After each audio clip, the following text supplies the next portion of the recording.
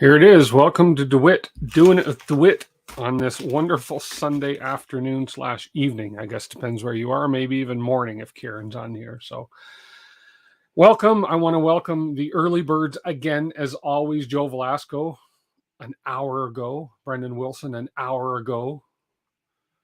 And we have the apprentices on here. We have, look at that. You're the only ones who have spoken up so far. So welcome. It's been an interesting week. I can make a long story short or a short story long, but I have managed, and I'm not gonna. I can get into it if you want, but I've managed to blow 4 fans. These are all dead. I've managed to blow 4 fans. So on my V01 via the umbilical. The umbilical upgrade that I'm working on. So, hey, Brendan and Dominic Versetto, hello, morning. Yes, it is morning there.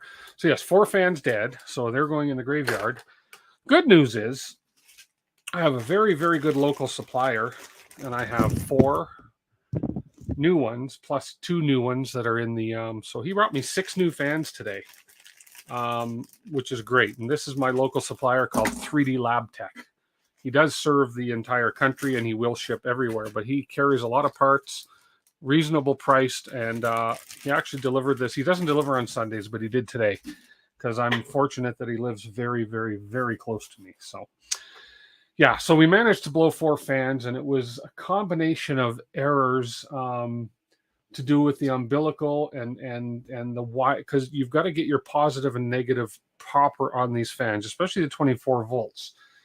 For some reason, the 5-volt fan in here, which is the front fan, if I switch to my split screen and I can show you on my close-up. But anyways, this part cooling fan is a 5-volt fan right here. Okay, the hot end fan's a 5-volt. The part cooling fans on either side are 24 volts. Now, the 5-volt fan had its polarity wrong, and I tested it with wrong polarity, and it still works. It's working fine. So it's obviously not as sensitive to polarity issues as the 24 volters are. So anyways, that's what it is. So this guy now is at a stage where I have just finished basically rebuilding the hot end again because I had to go in and fix a few issues with it. I haven't got the motor in here yet, which is why this is moving so easy. So I do have the motor here, and now I just have to decide. I ended up shortening the motor, then ended up lengthening the motor because I was going to get rid of the umbilical because I thought, man, this is a headache. And then I decided to go back with the umbilical because we did figure out exactly where the issue was. One of the wires I had going from the umbilical base to the main board, the positive was switched because on the umbilical, they're all positives all on the left except the one fan, it's on the right. And it's weird. Anyways, I think we have it all figured out. And if I don't, and I end up blowing 2 more fans that are in there, I have 4 more fans. So we're all good. Good one, Dominic. Yes, they are. You have to put power on them though, right? So, in my infinite lack of wisdom, I always figured if you inverted the power on a fan, it would just go backwards. But obviously that's not the case. So I want to get this going. The firmware clipper and everything, I actually got going on my own. I kind of patted myself in the back because I was able to actually figure out a few issues in clipper I was having problems with because it wouldn't start up. I managed to figure them out and got it going. And then while I was doing all my testing, I got to the point where I was going to test my part cooling fans and they wouldn't come on. And so that's what started this whole fiasco. I almost gave up on the umbilical system, but now that I'm pretty sure what the problem is, we're going to continue building with this on it. Although I think I've misplaced or dropped a few of the parts I need, but we'll figure that out as we go. So I want to get this at least going. Maybe we'll get a test print started, but I want to open, and at least what I want to do tonight is unbox the Voron 2.4. I have started printing some parts. This is going to be my accent color. Right there, it's a metallic gold, it's called. It's an ABS metallic gold from 3D Fuel. You screwed up installing part cooling fan and blew the main board. Ooh, okay, well, at least I didn't blow the main board, I hope. No, okay, it happens, right? It happens, especially when you're dealing with wires. you're going from your fan to your daughter board to your umbilical, and your umbilical to your main board. You're dealing with a lot of pluses and minuses to make sure. You haven't finished your first 2.4 250 build, and you already have an LDO 2.4 300. Oh, look at you go, Duff. Wow, cool. 350, not 250. Okay, yeah, mine's a 300. So this is going to be my accent color. I've started printing a few of the parts already, so I got that printed. I'm having an issue, but I'll talk about that in a second. But I've got a few of the parts starting to print already. So I figure I may as well get some of the accent parts going. I love the gold. So it's going to be basically space gray frame with gold accents and the black parts. What I'm struggling with, and I've got to sit down and do a little bit more. I don't know. There's so many parts now. For instance, if I open one of the folders, let me just give you a for instance on this, and maybe you guys with all the experience can pipe in. But okay, so for instance, if I look, there is a under my was it the x-axis? No, it wasn't under the x-axis, or was it under the x carriage? Anyways, there's two different, like there's file names that duplicate each other with a slight difference. Like for instance, under my Z drive, no, that's okay. Motor mounts, bell tensioner ×2, blah, blah, blah. But there was some where it was, and I think it's to do with sizes, and I don't know exactly what sizes I'm dealing with. And I'm trying to find the example, and I can't quite find the example because there's a lot of files to print. Superseded parts. Like there's so many parts that look like they should be there. Don't know if they should be there. Like I have an RS32 PSU bracket frame. I have an RS35 bracket frame. I mean, there's so many parts, and I'd rather print more parts than I need than not have enough parts to print, right? But then at the same time, I don't want to waste filament. I'm trying to find exactly an example. Like there's a chain anchor 2-hole and a chain anchor 3-hole. So, and the main difference is if I share screen 1 here, so there's a chain anchor 3-hole. So it's got a part with 3 holes in it here. Okay, right there. And then there's a chain anchor 2-hole. It's a part, same thing, with 2 holes in it. So it's like, what am I printing? Or do I just print both?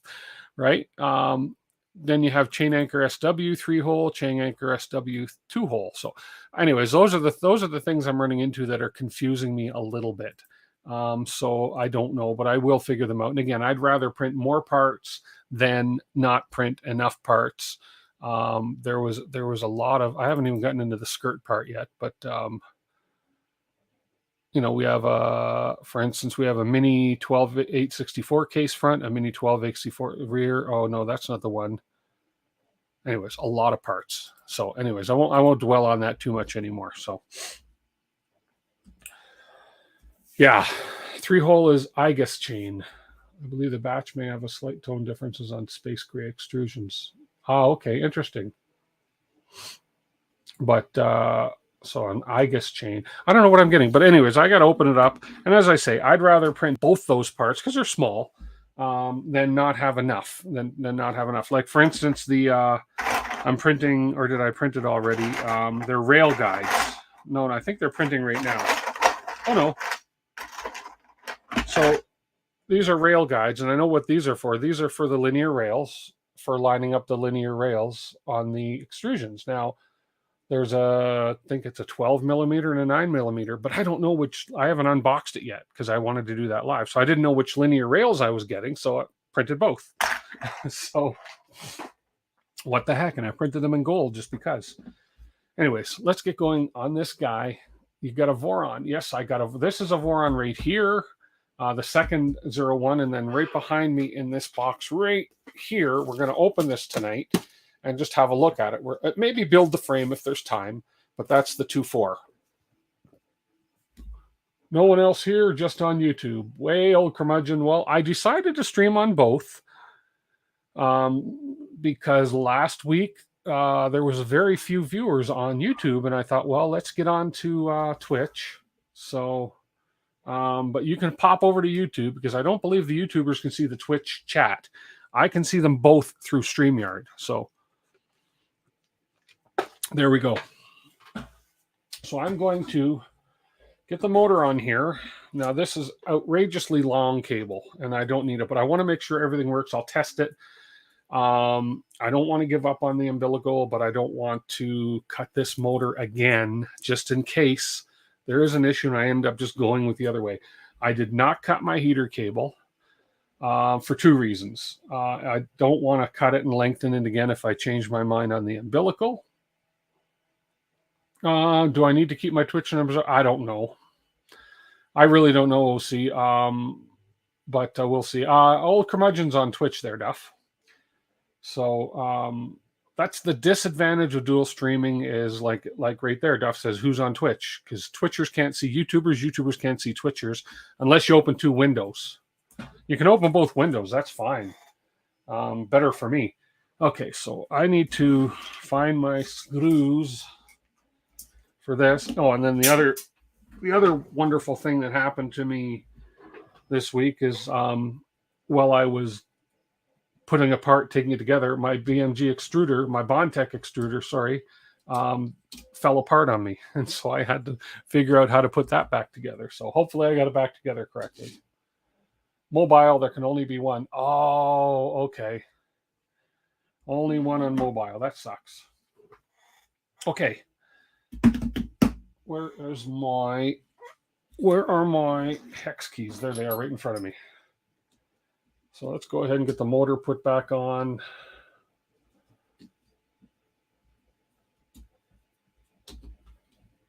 Okay, come on. I don't want this extruder to fall apart on me again.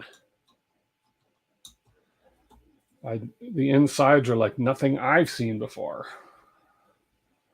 Okay, so we go there, and we'll throw the motor on.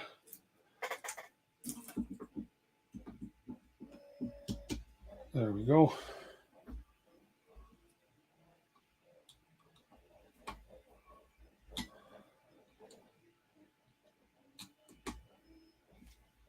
And then while I'm throwing the motor on, almost at the same time, I'm going to put these little spacers on. They're much easier to thread at the same time as the motor than do after because they're very, very tight in here. Hey, Zenbender, hello.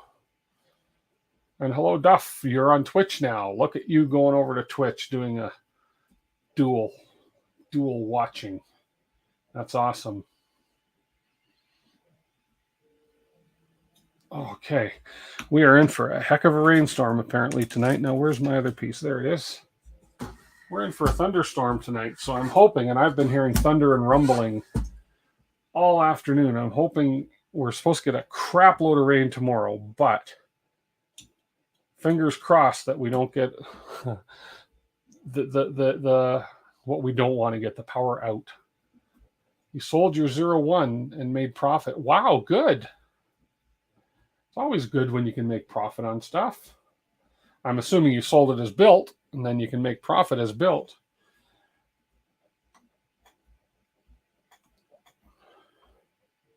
Okay, there's those on. Okay, that's good. Nothing's impeding with that, so that's turning fine. Good. Now we're going to turn around this way. Hopefully I got all my wires. I know this wire's long enough. So I got all these ones tied sort of back and back. And then we've got them tidied on the back here, and I've checked and I've double checked and I've triple checked my fan voltages. And unless I'm really out to lunch, I've got positives to positives. And the only way that they will blow is if the fans are wired backwards, which they shouldn't. So clearing your eyes during a downpour today. Wow. Yeah, it's rain season. June is rain season out here, so the time involved. Yeah, if you're right, OC. There's a lot of time, and a lot of times, can you put a price on time? Especially if it's a hobby and you're doing it in your spare time now. But time is still time. I agree. Hey, 3D Experiments, how are you? Better than yours, US. Hello. Too small for you're going to get the money saved for a Trident 300, 350, or another 2.4. Well, I got it all covered now. I'm selling off a lot of my printers. I sold my CR30 belt printer. Just no need for it. And I will make a profit on that because I got it on Kickstarter and it's being sold to a good friend. Picking it up next week. And so I'm going to have the 120. I'll have the 300 Voron and I'll have the 500 any cubic, 500 rat rig. How dare I? That should cover most everything I need to do. So now I need to find where I put, there it is right there. This is a mount that I use for mounting the daughter board on. So I just have to remember that I went that way with that. Now I had some spacers that I was using for, I just threw all my loose screws in here and hoped for the best. I had some spacers I was using for the daughter board on there. I don't think I need them because there's no electrical contact. The soldering items on the back are just going to contact the plastic, if anything. So I don't want to take the time to print the spacers because actually when I took it apart, I dropped one and I've yet to find it. It's down here somewhere. Oh, I think I just found it. To be honest, I wasn't looking hard. And I did just find it. There we go. But I don't know if I have both of them. And to be honest, I wasn't looking hard for it when I dropped it. So, okay, we'll get this on here. There we go. Okay, and then we take this. I think you can see that in all the camera views here. Maybe this one's got to go a little bit higher. There we go. And then we take this and we're going to mount the daughter board onto there. I got to check this message. Oh, there we are. Perfect. And I got a barking dog. That's all right. Now, do I have that other spacer? There's one spacer. No, I don't have the other spacer. I could make another spacer. Let's just see real quick here. I can make another spacer out of this possibly. Look at that. And close enough. Instant spacer. Gotta love it. And it was these boards. So we have the daughter board. We'll swing around here. Okay, and I want to make sure that this screw is going to be right.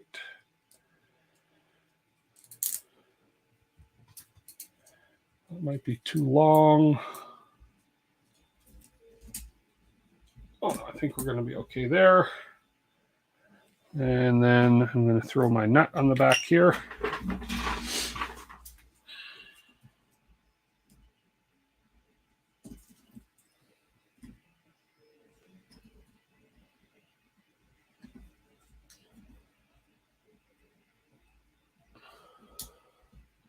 So this umbilical setup, full disclosure, was sent to me at no charge from my local guy, 3D Lab Tech, to kind of quote-unquote beta test for him. I think I need this longer one. He just wants to make sure everything's working. And again, part of the beta testing is having issues, and having issues like blowing fans because something's wired incorrectly is a part of life. So fortunately, I think we've kind of shared the blame on the wiring issues. So he has replaced my fans for me, which is awesome. And now any fans that are blowing from this point forward are my own silly fault. Can't even get this. There we go. The spacer's in and the bolt is in. And I just need a nut. Anybody says look in the mirror, I will smack you. And I just found the other spacer that I couldn't find before. Go figure. I might switch it because it's a little smaller than the one I just made. And if I can just get this nut to take.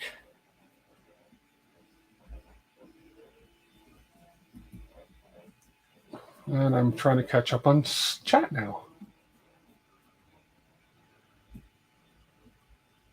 Hey, 3D Medic Vince. Who else popped in that I've missed? Yeah, this other spacer on this side's a little bit. I'm just going to switch this one out. I got a smaller spacer now.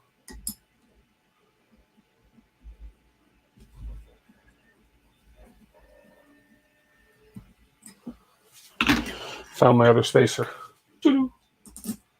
Fall out, you. Fall out. Get out. There you go.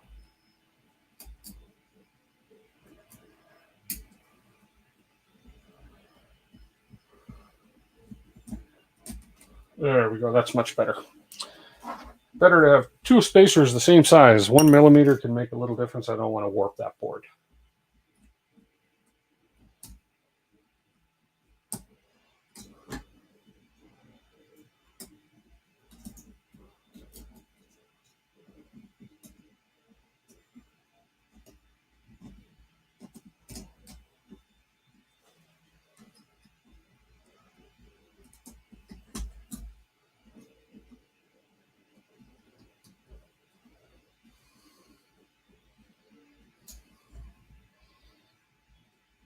There we go. Umbilical is connected. Chad is better over here. Hey, OC, welcome to the dark side. Through the experiments, if I didn't say hi, hello. WolfPup67, I don't think I saw you earlier, so hello. There we go. Okay, so we have the thing on. Now he sent me, and I looked for this and couldn't find it. And my good buddy supplier, LOL, whatever we want to call him, sent this to me. So here's the actual wiring diagram for this. So let me pull that over. Can I? It doesn't matter. Just emails. Let's see. That's junk email. Canon Computer Elect junk email, and Granary Road junk email. There we go. So we have. That's the schematic wiring diagram, and this is where there was the error right there. That's the hot end fan.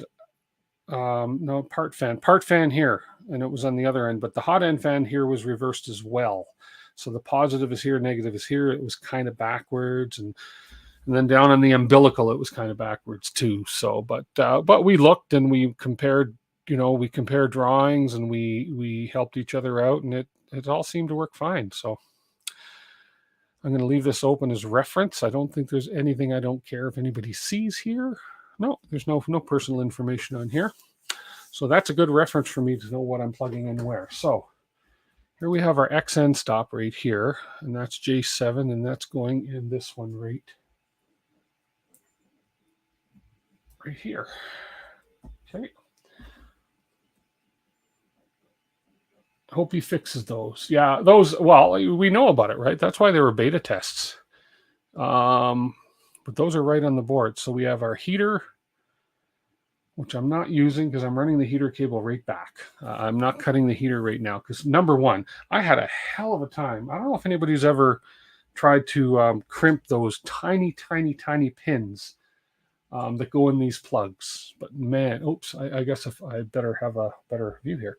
If you've tried to crimp these tiny, tiny pins, they are, especially when you have eyes as old as mine. Oh boy. So anyways, I've got to cut these because I just put a zip tie on here temporarily to hold these out of my way. There we go. So we have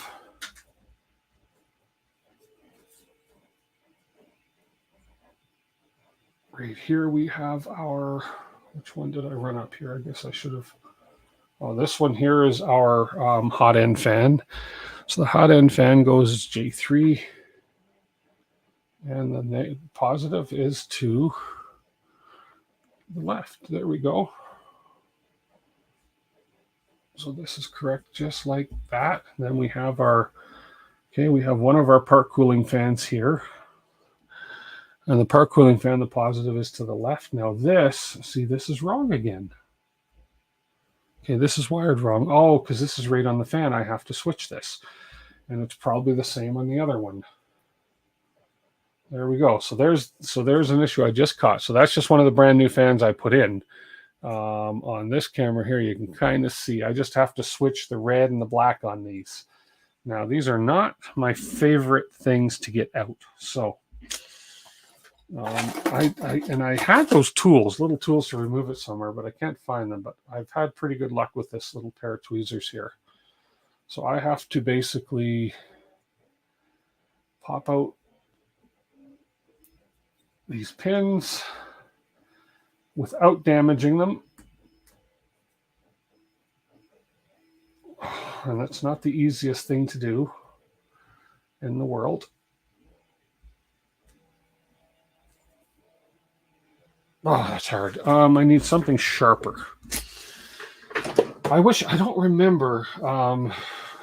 Mike never let the machines win. Mike had sent me a set of those pop-out pin tools. You think I can find them? They're here, but let me just see if I can't get this to work.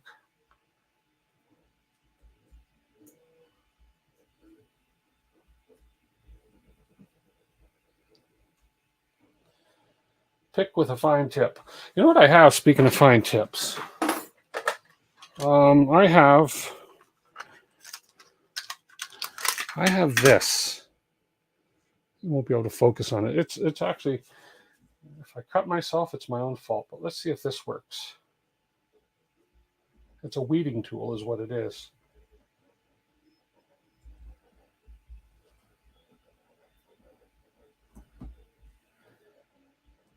Oh man, these are stubborn.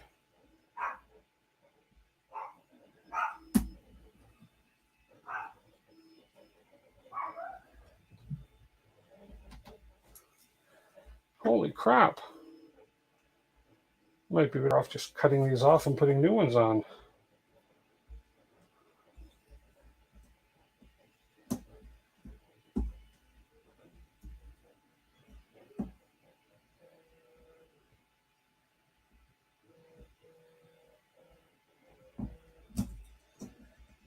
Got one of them out. Just means never quit, never give up. I got the red out.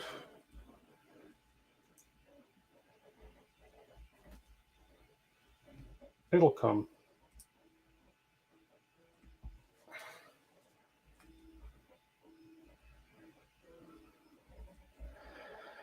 Holy crap. Who makes these things?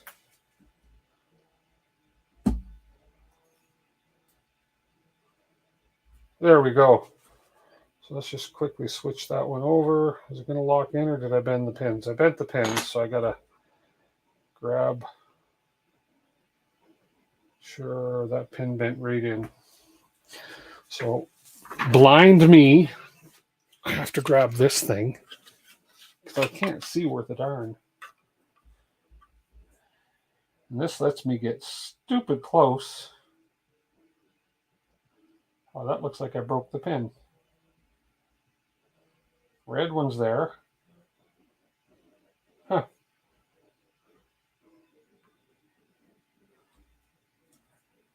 This one looks like it broke the pin, but I don't see the broken part.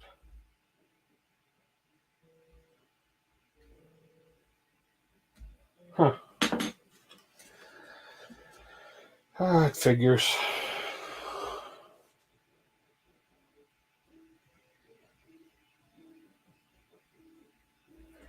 Okay, so we got to put a new pin on this one. Not a big deal.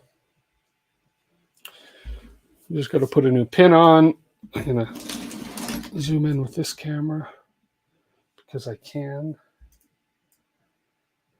So the black one, the red pin's still good. Black one will cut off.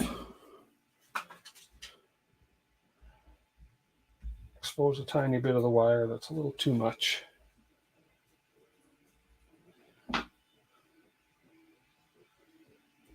Okay, now I happen to have, if I find where I put it, I have a kit which basically contains all these different plugs, and it's these little guys here. And it's so small, you'll see kind of how small it is, and it's these ones here.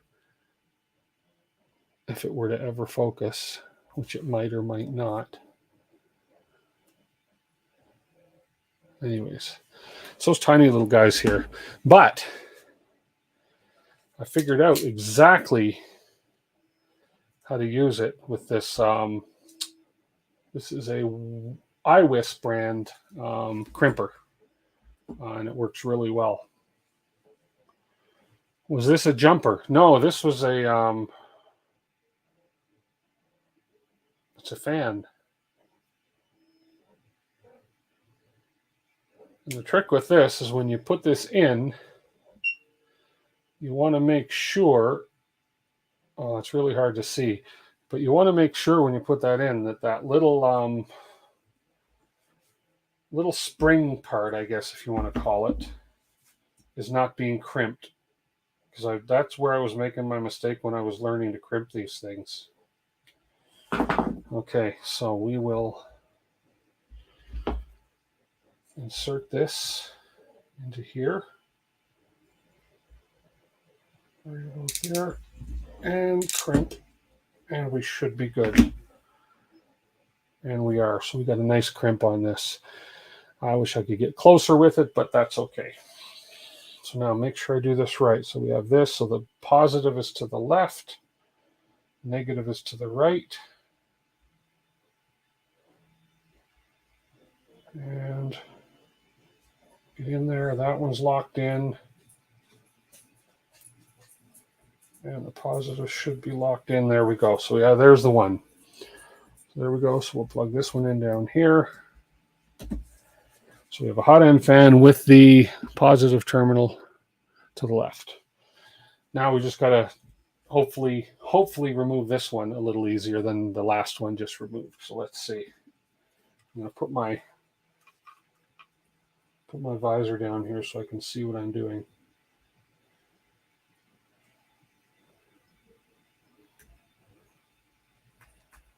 In worst case, I'll just recrimp these because, as I say, I've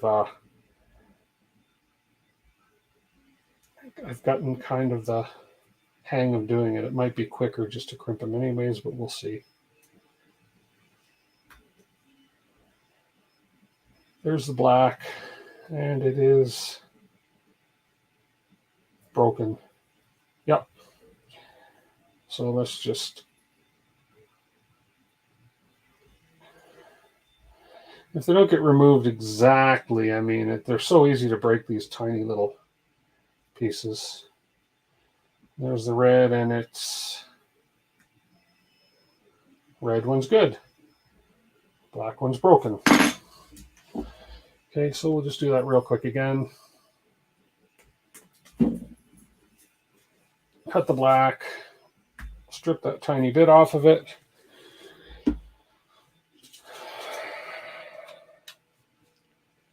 These visors are so, they kind of look geeky, but boy, they work good. Especially when I'm here, let's see. Especially when I'm trying to put small stuff in this thing. So my hands are so big, and that's the piece that I'm working with.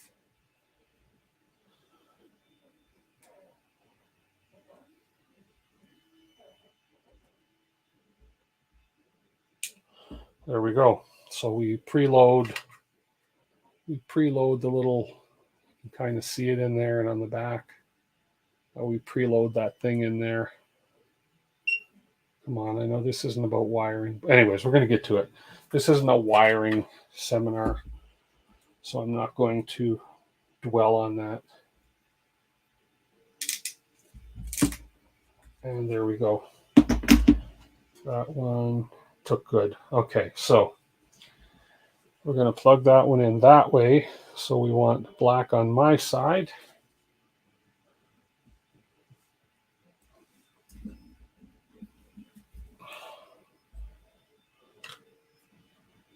We want black over here.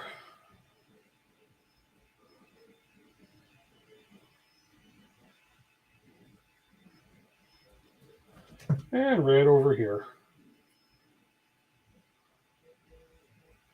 There we go. And we'll just come around and plug this one in here.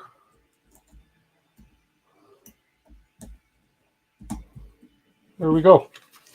And take this off now. Hopefully that's the last crimping I got to do right now. The older you get, the harder it is to see tiny stuff. Yep.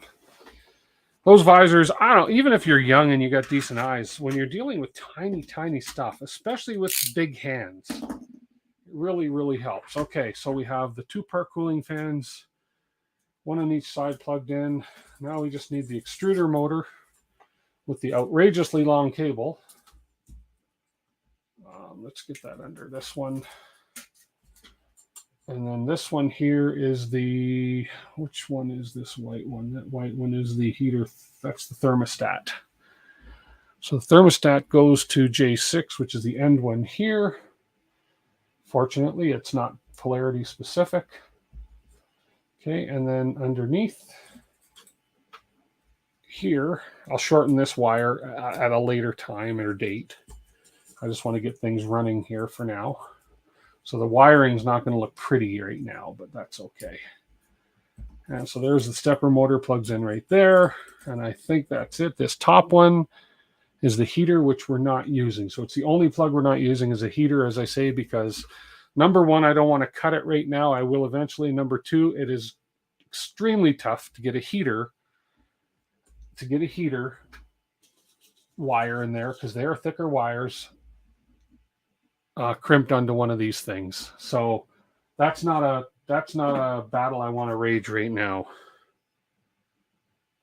Let's see. Okay. So for now, I'm going to take a few zip ties. I'm going to be confident that this is going to work. And if it doesn't, and I have to take things apart again, then then we'll save that we'll save that, and I'll just pop open the 2-4 box.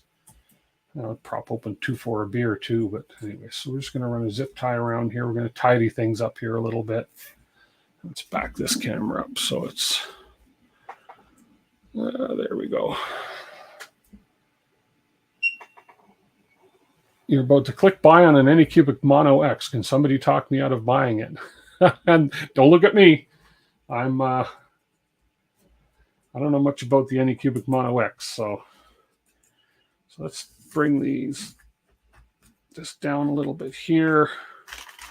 I'm going to put a zip tie in the back here to keep this heater cable from rubbing on the belts.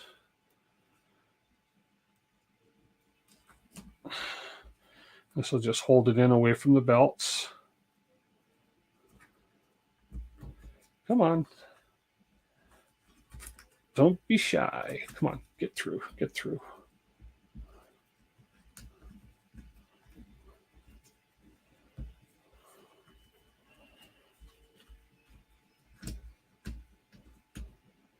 There we go.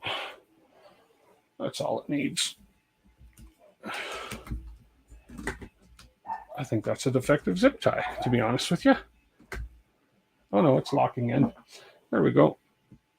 Blame the zip tie. Okay, now we have that mess. We have that mess in the back here, so I'm just going to quickly throw this cover on. Makes a mess look real pretty. Okay, and we're just going to sort of secure this extruder motor cabling, which I will shorten later. The whole idea behind the umbilical is, number one, you have not a massive mess of wires going back. Hey, Q. Buy 2 just to be sure. There's a good answer. Okay, so we'll kind of just throw that up there for now. Not pretty for now, as I say, but once I confirm that everything's right and I'm not going to blow 2 more fans, knock on wood, we will fix that. We'll fix the prettiness of the wires, guaranteed. And I'll make it look like it's supposed to look. But if I keep blowing fans, I'll get rid of the umbilical because that's the possible potential cause of it. So anyway, so there we go. I think I've got everything just there. Nothing's going to rub on anything. We're not hitting a linear rail. No, I think we're good. We're free and clear here.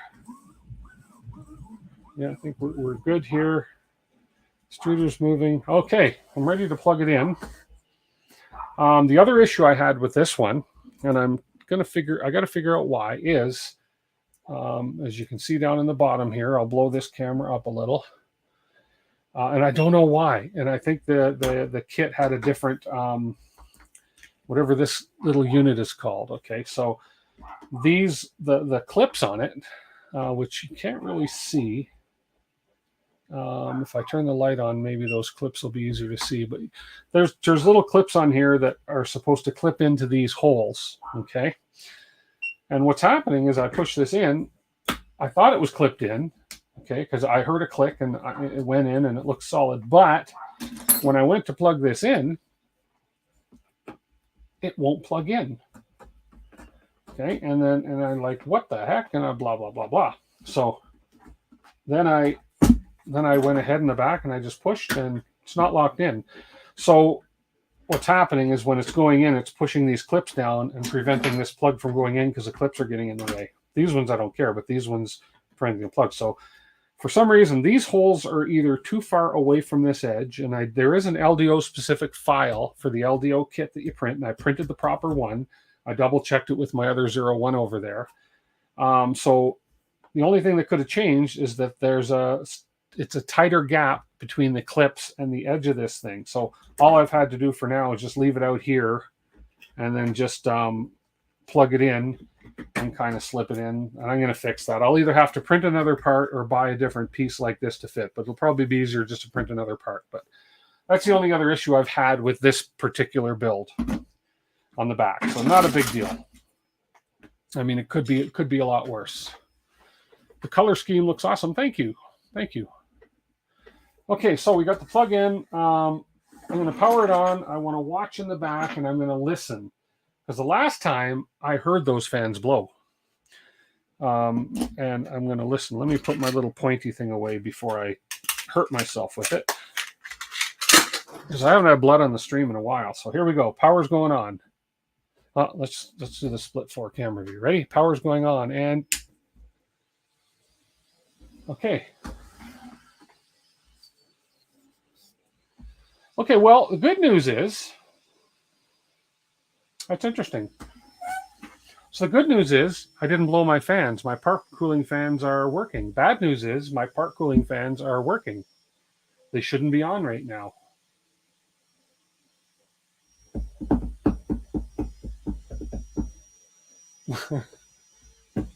Like, what the heck? They should not be on right now. So, oh man. Anyways, I'll worry about that after. Good news is they're working. I didn't blow 2 more fans. Power's on, stream is still live. There we go. Could the wires in the back be stopping? No, because it's getting pushed all the way in right now. So actually what's happening now, actually it clicks in a little bit there, but it's definitely not. Oh, actually that is kind of locked in right now. And I don't want to touch those wires with my hands because of course they're live under there. So anyways, well, maybe that just did fix it, but I think if I unplug it, those little spring things are going to go boom again. So is the Pi on? Yes, the Pi is on. The main board is on, and let's have a look. Let's see if I can actually communicate with it. And there we are. Screen 1. Whoops, display 1, sorry. There we are. There it is, right here. So let's let me turn it around. Let me switch the cameras on here. Uno secondo. I'm going to add a camera, video capture device, existing. Which one is it? Of course, it's probably this one. There it is. So I'm going to add this. We'll put that up. We don't need me there. We'll put that up over there, and let's go back to here. There we go. So I'm going to hit home all. Okay. We're homing, and I've tested this before, so I'm not worried about anything hitting. Okay, so we're homing fine. I can move my Z down. Let's move it down 50. There we go. Let's move my X over 50. Let's move my Y up 50. Okay, that's all working fine. Let's turn the fans on. They're on, but the fans are on constantly, so there's something going on. So let's see if the hot end fan comes on. Let's heat this up to 150. Hot end fan should come on after 50, I believe. Moody Blues. Timmy DeWitt is dead. No, he's building a Voron. Timmy DeWitt. I know the Moody Blues, but I don't know that song. There we go. 50 and the hot end fan came on. So all my fans are working. So that's good, but the park cooling fans should not be on. So let's cancel that. That's 0. Okay. I know the heater bed works because I've already tested the heater bed. I've tested everything else I need to test. My issue was the park cooling fans, and now my issue is the park cooling fans are on all the time. Ugh. Okay.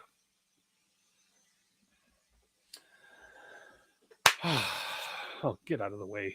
Get out of the way, you. So, that's another thing I got to troubleshoot now. Timothy Leary's dead. I don't know if I had that. Are they wired in reverse? Well, no. I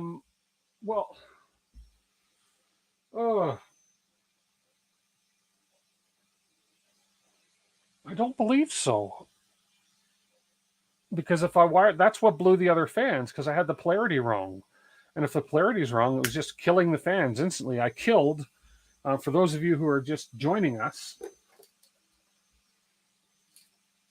yesterday alone, I killed 4 fans. These are all going to the fan graveyard because the polarity was wrong on them.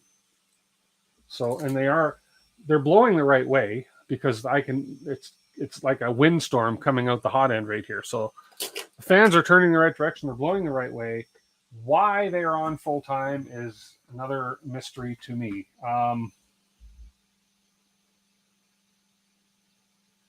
going to guess that it's something to do. I don't know. They're getting power. Man. And now we're going to drop below 50. This guy should stop. There we go. So this guy stopped as soon as it went below 50. So the hot end fan is working great. Park cooling fans, Could it be plugged into the system cooling? Oh, I see what you mean. Well, according to, let me pop the back off here. Let me just go like this. And I know somebody's going to say, don't unplug anything without turning the power off. But I can unplug a fan. I'm not worried about that. It's not going to hurt anything. So if I unplug this one, that's the park cooling fans unplugged. If I plug them back in, they go on. So I'm plugged into this plug right here, which is below the hot end heater. So if I switch over here, and you guys are all witnesses. And if I'm wrong, man, I'll eat my words. But where is it here? Here? No, not here. Let me find the schematics here. It's not that one, but I'm plugged. Well, actually, this can show me I'm plugged in right here. So fan 0 is where I'm plugged in right here on the board. Okay, but if I go to the, what I'm looking for is the Voron. Not the Voron. I'm looking for the LDO. There we go. So here's the LDO instructions. And for the hot end fan, now if I can't get this much bigger, but if you look, red is the hot end fan coming down, and the hot end fan, the park cooling fan, is the green. And the green is going to this first plug right below the hot end heater. Okay, so it's this first plug, which is where, if we look back here, which is exactly where I have that plugged in, which is right there. So yes, it is plugged into the correct port.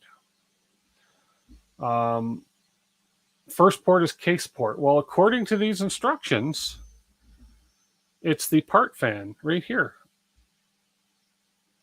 So, and then the second one is the XN stop, because we know the XN stop is working.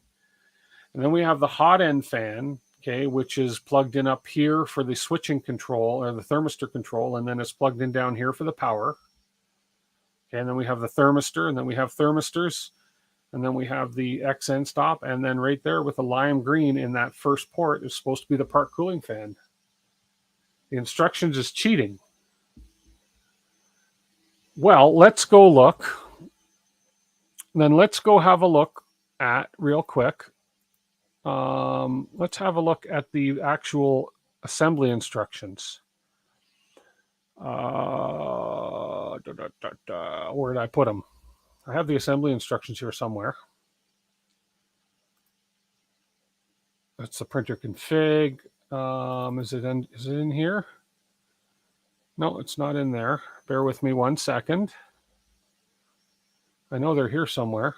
Actually, better yet, what I'll do is I'll just go back onto here. We will go back up to the top here. Here, I'm just going to share this with you guys. And then we have the assembly instructions. Let's see, B of M unpublished. Voron 01, kit, errata. Oh no, wrong window. Wiring guide, parts guide, assembly manual right here. Okay, so here's the official assembly manual on GitHub. So let's have a quick peek. Let's scroll right down to the wiring portion. I know. In your Clipper config, what pin is your config fan, your cooling fan set to? Good point. I just want to double check the Clipper instructions here, or the assembly instructions here, the actual Voron assembly instructions. We have the wiring coming up here shortly here, more pages. And then we'll check the pin assignment. It should be good. Okay, here we go. So first one to hot end. Boom, boom, red and white, red and black. We're going to the hot end heater, part cooling fans. They don't really give a good description here. There we go.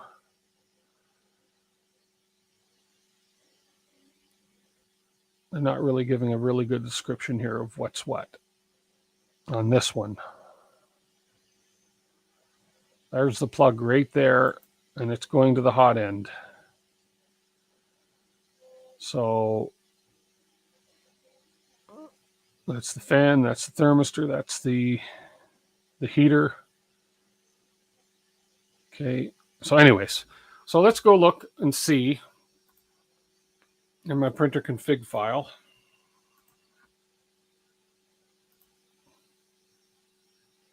As Q says, let's go machine, printer config, and now let's find cooling fan. Now pin, I'm not sure where to look for this, but let's find it. We have our steppers, we have our stepper Y, stepper Z, extruder,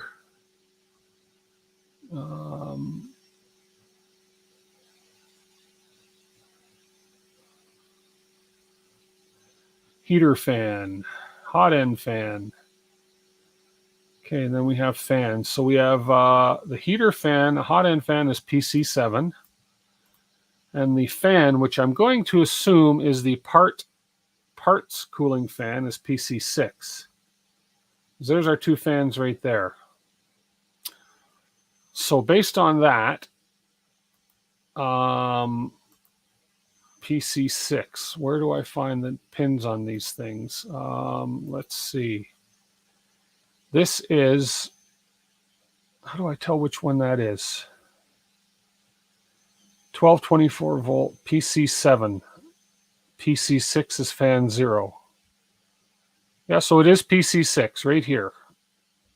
And that's PC6. And then this is PC7. There's another fan there. And that is where the PC7 is where the hot end fan, or the hot end fan is plugged into the negative of the hot end fan for the switching on and off. So yeah, PC6 is right. So the PC6 is correct. Okay, so it's plugged into the right port.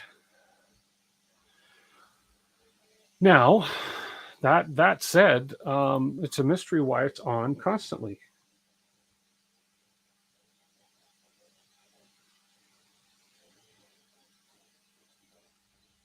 Now, the other difference is with the kit, and the same with the other kit, because there's dual hot end fans. Okay, so with the kit, initially, both of those fans were spliced into one port. Okay, and then they would go down to PC6 on the board. And I'm wondering, now they're individually plugged in to the hot end fan ports. I'm wondering if that has something to do with it. So let's see if I unplug one of them here. No, the other one still goes. Okay, and if I unplug the other one here, it stops, but the other one still goes. So I don't know if it's something to do with the umbilical system that is causing it. Now, let me make sure that I have everything wired up correctly. So if we look up here, this is where everything's going into the umbilical, is right up here. And we have a part cooling fan, and that is the correct one, plugged into the PC6. Okay, so everything's plugged in right. It's plugged into where it's supposed to be plugged in up here. There's a hot end fan plugged into where it's supposed to be plugged in up here. So why we're getting constant cooling is beyond me right now. That is just very strange in my books. Where's Jason when you need help? I know. Have you tried to send the M code to stop it? No, I haven't. What code is M what? I'm not fully up on all my codes yet. But to turn it on, it sends the M106. Oh, so if I go M106S0, I'm going to turn it off, it sends the code, but I'll send it manually. M106S0. They're still running. They are still going full speed. When I set the part cooling fan to full, it's going full. So if I go ahead, so for instance, if you look here, if I go ahead and turn the part cooling fan up to a full, right up here, it just sent an M106 S255, okay, which means it's going full blast. When I turn this down, there we go. It sends an M106 S0, which means it should be shutting it off, but it's not. So they're constantly getting power. So there's an issue between the board, the main board, and the firm and the software or something. Well, let me turn off the machine. Let me refire up the machine and see what happens. Let me do a hard reset. We'll see what happens. And let it sit for a second.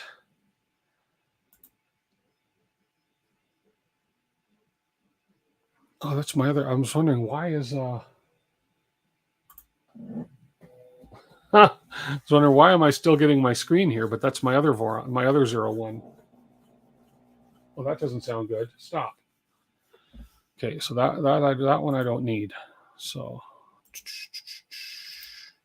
let's fire this back up.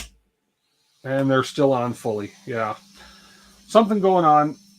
I'll have to do some troubleshooting, but I don't know what to look for. Where's Jason when you need the help? Exactly, Apprentice. He possibly would know what to do in this situation, but there's probably some troubleshooting steps that I'm missing, and I'm going to look them up. We were at 6 o'clock. I want to spend a bit of time unboxing the other guy, but I'd love to figure out why this is doing it. As I say, the good news is the fans are running, and the bad news is the fans are running. I haven't blown a fan now, so just going to throw a few tools away here. Clean my desk up.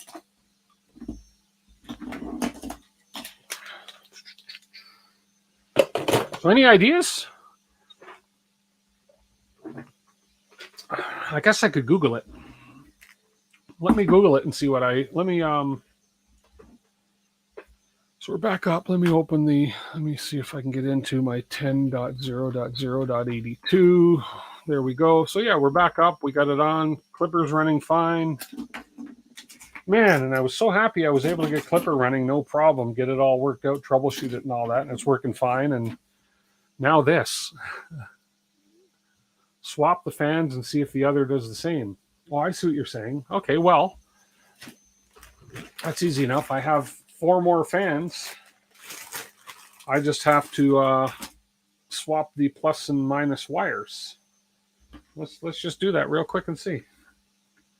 See if I have to maybe rewire it, but see if I can get this out of here without breaking the pin this time.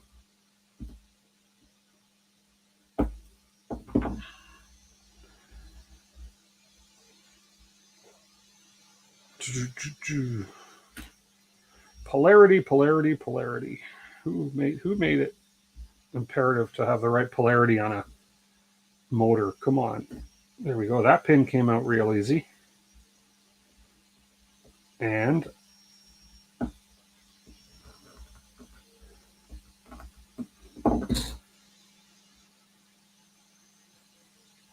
come on. Avoid the umbilical altogether. Yeah, that's what I'm thinking, and that's why I have to re-lengthen some wires.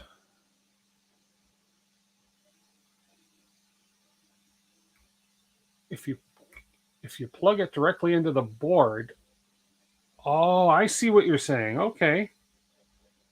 Okay, let me then. This might be the right polarity for that, because it's the positive is up. Yeah, okay, well, there's a good point. Let me put this piece back together. So basically, okay, so what you're saying is if I plug this fan directly into the board, it should not come on automatically. No, it shouldn't. Okay, so let's turn this off. Okay, let's go in here. Let's bring this camera over here. That's a really good troubleshooting thing there, Q. I wouldn't have thought of that. So unplug. You're saying unplug this from the board. Okay. So we know on the board the polarity of the fan is positive is up and negative is down. I know that because I've checked it 100 times. So we're going to plug this fan directly into the board. So now, this being a hot end or a park cooling fan plugged directly into the board should not come on automatically until the software tells it to come on. Okay, so turn it on, and it's on. Fan's coming on right away. So that kind of eliminates the umbilical as the issue. So let's just let's wait till I can get back into the firmware and see if I can turn it off via the firmware. Because it's on. Definitely you can actually see it's on. Because if I stop it, off, on. Okay. In theory, yeah. Okay, well, let's just see. Let's refresh the firmware. Let's turn the fan on full. Let's turn the fan off. No, it's staying on. So, and that's quite the blow. Okay, so we've determined that's nothing to do with the harness, with the umbilical. There's something wrong with the board, the controlling of the fan on the board between the board and the software. The other thing to do is reflash the board, which wouldn't be too bad. That's just reflashing the that is just a matter of reflashing the. That's not going to affect my Pi, I don't believe. That's just a matter of reflashing the firmware.bin. Why don't we do that? Why don't I pop this card out I'll give that a try. Unplug the hot end fan 2. Black screen. Where? Let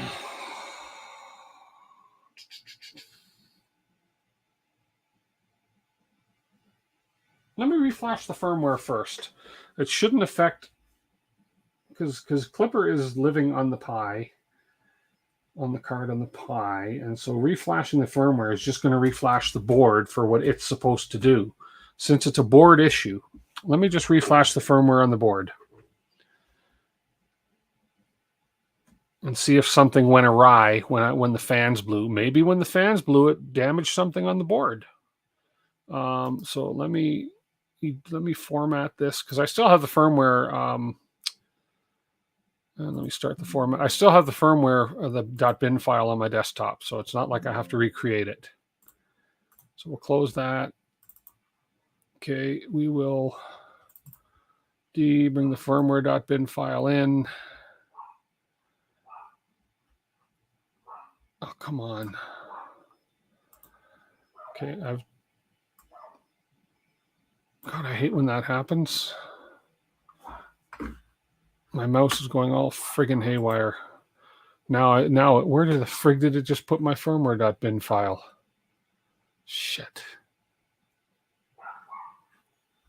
Sorry, guys. I'm just what can I undo that? Whatever I did, there it is. Firmware.bin onto my D drive, and we'll eject it. Okay, let's just reflash the firmware and see what happens.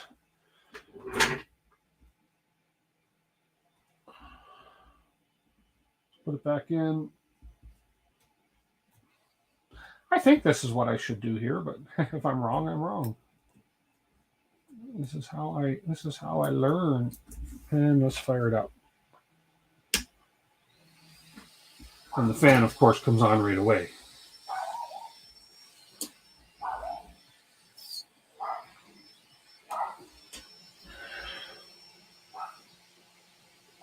So it's giving constant power to this J6 plug when it theoretically it shouldn't be giving constant power. It should only be giving power when the firmware says give it power. Hey, dum dev. Okay, let me launch the Clipper window again. Refresh. There we are. Make sure that we are talking to it. We are communicating with it fine. We're homing.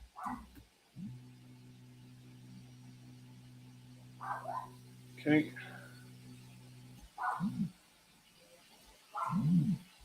Okay, so everything's working other than that.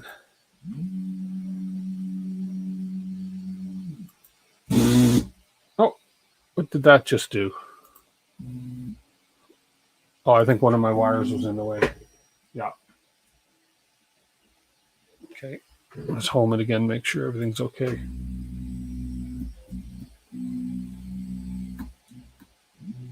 Yeah, we're okay.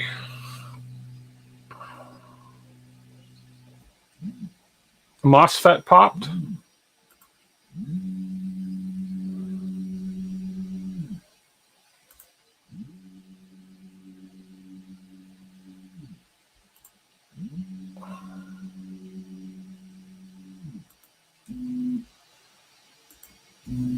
So is a MOSFET something on the board that would control this fan? Is that what that is? So would that basically, if you say a MOSFET popped, would that mean the board is done?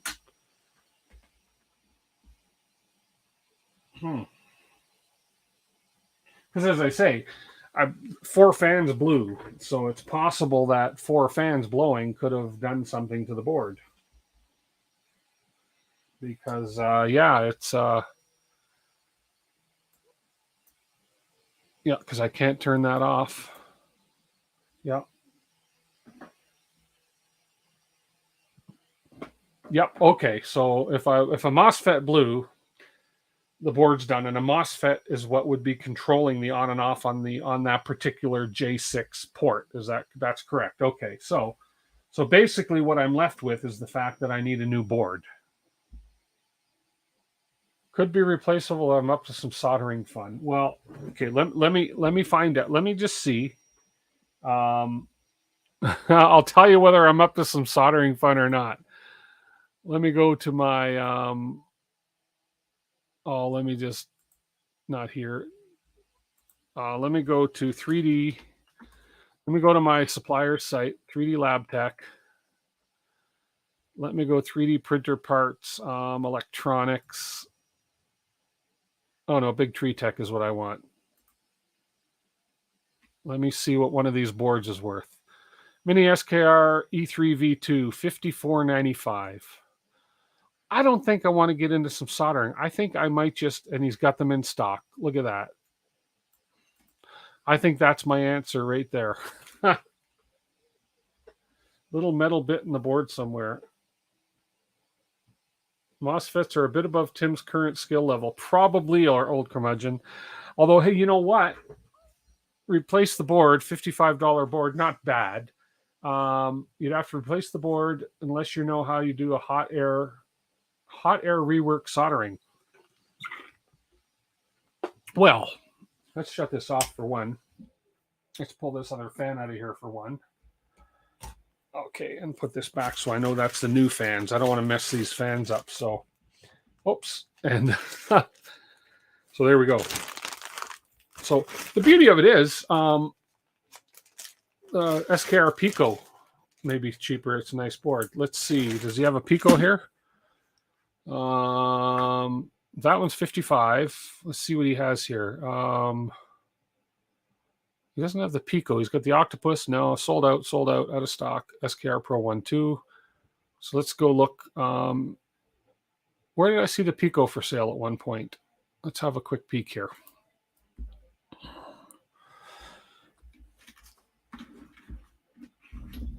So that's going to be a Big Tree Tech SKR Pico. Let's see who has them. Whoops. Pico, $51 Banggood. No, $55 AliExpress. I don't want to buy off any of them. Why can't I find something local? Pico equipment control board compatible with Raspberry Pi. Pico V1. Oh, yeah, $38.32 US dollars. It's going to be with shipping about, and that's US warehouse. So with shipping, it's going to cost me about the same. It'll cost me about the same as getting this guy right here for $55 when all is said and done. Pico controller board, Amazon.com. Let's see what Amazon wants for it. $40 again by the time I ship it to Canada. Look at that, $54 US. That's like $75, $80 Canadian. And yeah, bigtreetech.com, even buying directly off them. Buy now. And it's, yeah, again, $38 plus whatever shipping's going to cost. Yeah. Oh, look at that. 4 interest-free payments of $7.50. So no, I'm better off to go local. So let's just add that to the cart and call this a lesson. No burning out more fans. So let's see. MOSFETs on the board are usually surface barge. A pain to solder unless you've got a lot of experience with it. That's also assuming it really is the MOSFET that blew up. All depends on the board and the design. If you could have surface mounted fuses 0, okay, yeah. Well, the thing is that, you know, I replaced the board for $55, and if it's not the board, well, it's got to be the board. I mean, what else could it be? And then I have another board that I can actually play with, and if it's a $55 educational experiment, if I want to try my hand at fixing a MOSFET on a board. Anyways, I'm gonna put this to rest for now. Oh, that might just work. I think that plug just settled in. Oh no, it didn't. Not quite. Not quite working. This thing here, when I go to unplug it, doop, the whole thing just comes right out. Yeah, so I gotta fix that up anyways. It's actually tearing my filament out. But I mean, there's a couple ways I could fix this. Anyways, but the best way is just to modify and reprint a part for it. So anyway, so let's put this aside. I'm going to have to order that board. There's nothing I can do about it tonight. So I think that's the way to go, is to get that board ordered and hope it's the board. And if it's not the board, then everything else seemed to check out, though. So I would be surprised if there's not an issue with that board.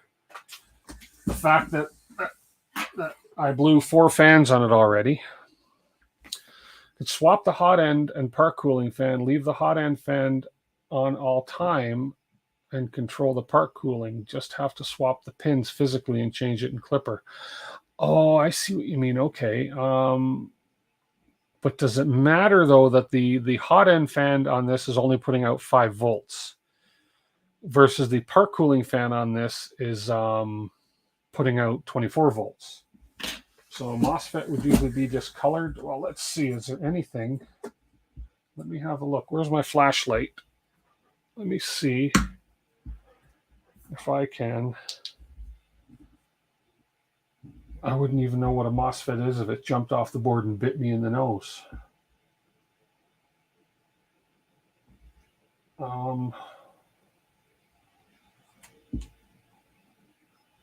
There's a reset button on the board. The board actually has a reset button. Look at that. Well, maybe I should try that.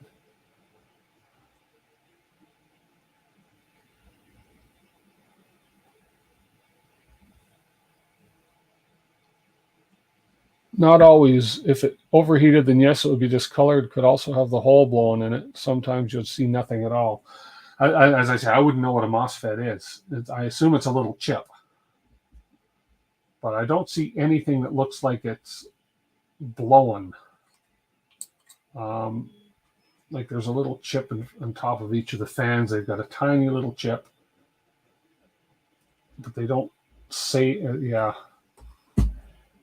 Nothing seems to be discolored. I did see a reset button on the board. I wonder if I should have tried hitting the reset button.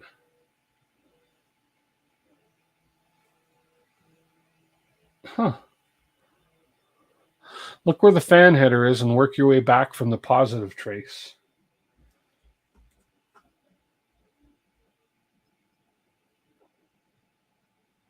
Oh, I see. Okay. Okay. There's... Man, those are tiny, tiny, tiny chips. But nothing looks discolored at all. So this hand is in the way, and this camera's useless for this. But yeah, I'm basically looking right in here where the chip is. Like I'm looking through this row of chips down here. But I think for the low cost, I'd rather just swap the board and see if that's the issue. And if it is, good. If it's not, then I have a spare board. But I can't see anything else being the issue because everything is wired correctly. And especially when we plug the fan directly into the board. And I can get a board tomorrow. I mean, I can get that board delivered to me tomorrow, no problem. So, but I don't know. I'm curious about that reset button. Do you push the reset button while the board is running, or do you push it and then power up the board? Multimeter probe and a fan output to see if there's any voltage. Be pulse since it's a PWM signal. Well, let's just do that. Let's power that on. Let's hit that reset button. I don't know. I'll try once more. And if it's still going, I'm just going to order the board and move on. Yeah.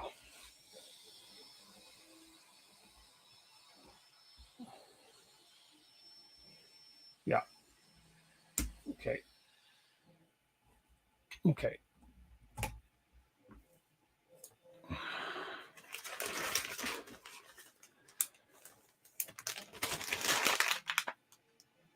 The other thing to try, hang on one second, I'll just double, yeah, well, it's going to be for sure.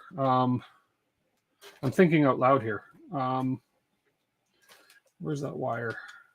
I don't think I have one prepped here.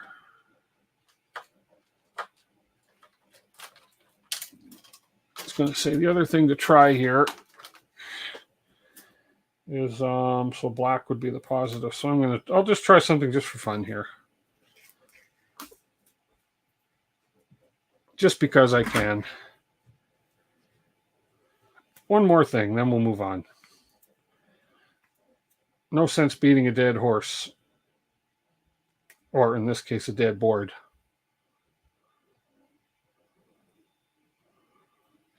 No, the fans work. No, there was an issue with the fans when I was doing the initial testing.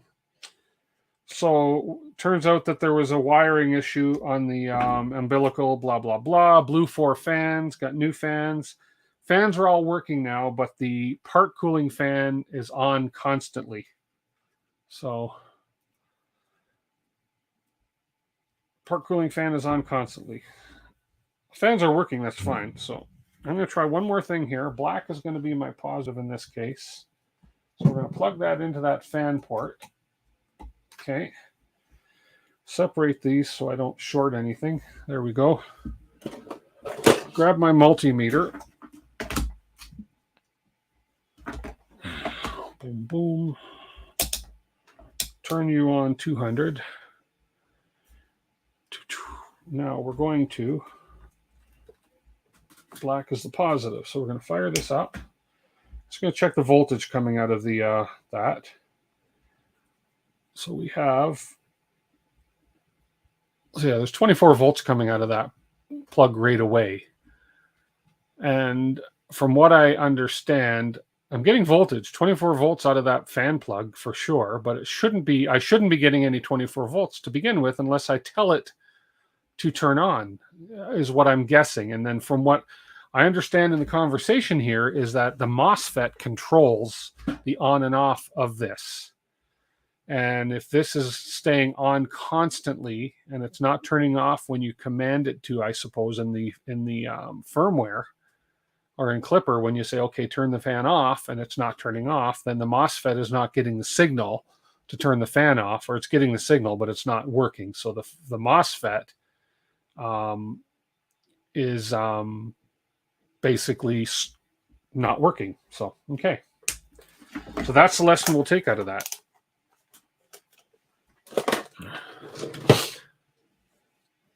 The fan was on full power, then there is a voltage coming out of the header. Yes. Okay, so we can unplug that now. And we will bury this for now. And I will do the new board, and we'll replace the board and see what happens. It's the only thing I can think to. It's the only thing I can think right now to do. Why is there a blue light coming? Oh, that's one of my. I have a blue reflection on my wall there. It's one of my things. Okay, well, there we go. That's that for now.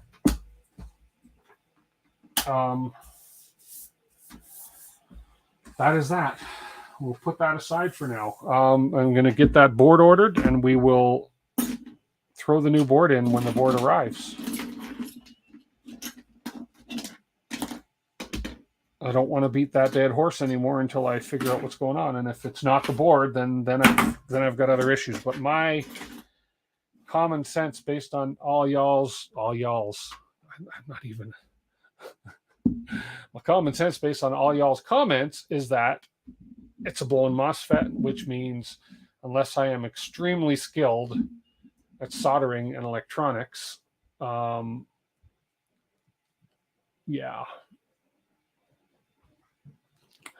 Well, Ozzy, I looked in the firmware, and so and this is where I checked.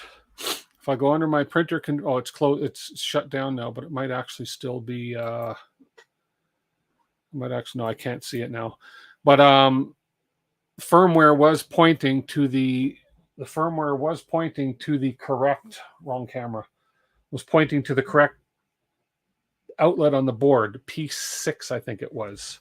Yeah, right there. Yeah, PC6.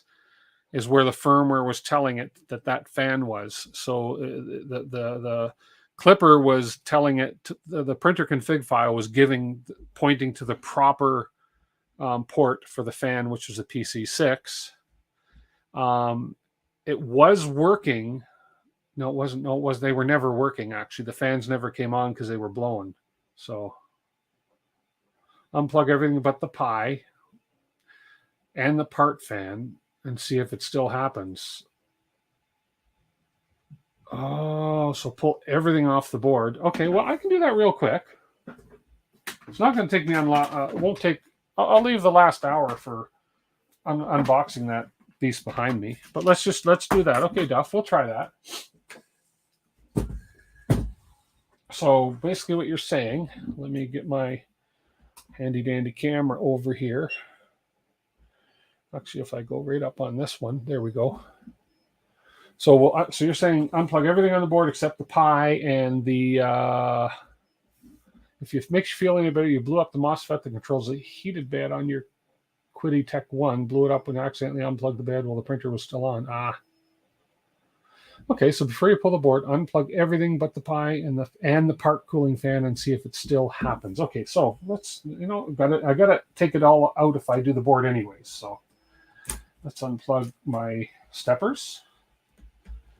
Let's unplug the motors. We'll unplug the motors. Another motor.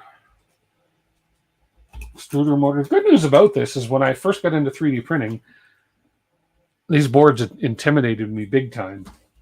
Good news is now that I'm comfortable working around them. So, whoops, and I just broke a wire. So that's a hot end fan wire I just broke. So I'm going to have to fix that one. Okay, my bad. No big deal. I've gotten good at crimping those pins. Okay, so we're going to unplug everything. We can even unplug the thermistors because all we're doing is checking the. There we go.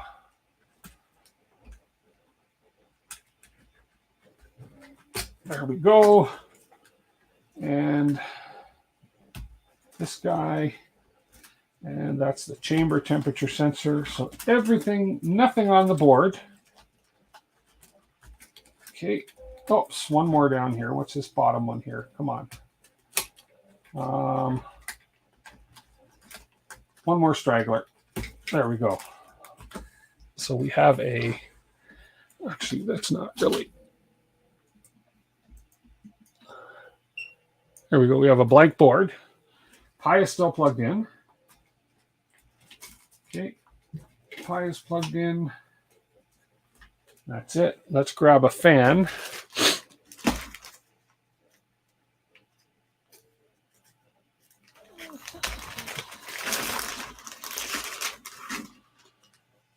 You have the skills to repair a board, just don't have the desire. And that's kind of me too. I don't want to, boards are not expensive. Like I don't think they are. Okay, we'll plug that in. Okay, let's power it up and just see what happens. You're right, this will eliminate any other potential issue. There we go. And let's fire it up. Yeah, it still comes right on. Oops. Zippy in my hands. And if I go in, since the Pi is fired up, I should be able to communicate through my web interface. So let's go ahead and no, don't touch stuff. Just stay there spinning. Don't spin on anything. Let's go in and do my 10.0.0.82. Oh, it might not show up actually because oh, there it is. Yeah, there we go.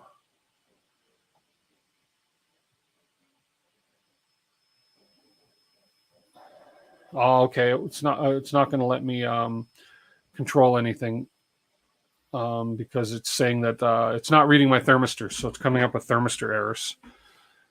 But it was M104, M104S0.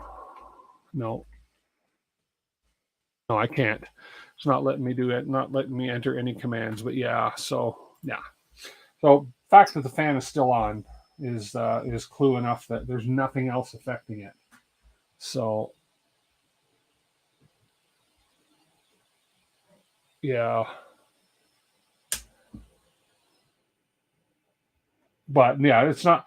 I mean, that shouldn't be on anyways. I mean, because when Clipper starts up, the fan is set to 0. So I'm going to replace the board. And look, I've got it all unplugged, ready to replace. It's a quick swap once it's done. Take me 5 minutes to swap that board out. Okay, so let's go ahead and tuck this away for now. It's okay. These things are good to happen because that's how we learn. At least for me, that's how I learn what can go on, what can happen. Dog's going crazy upstairs. There we go.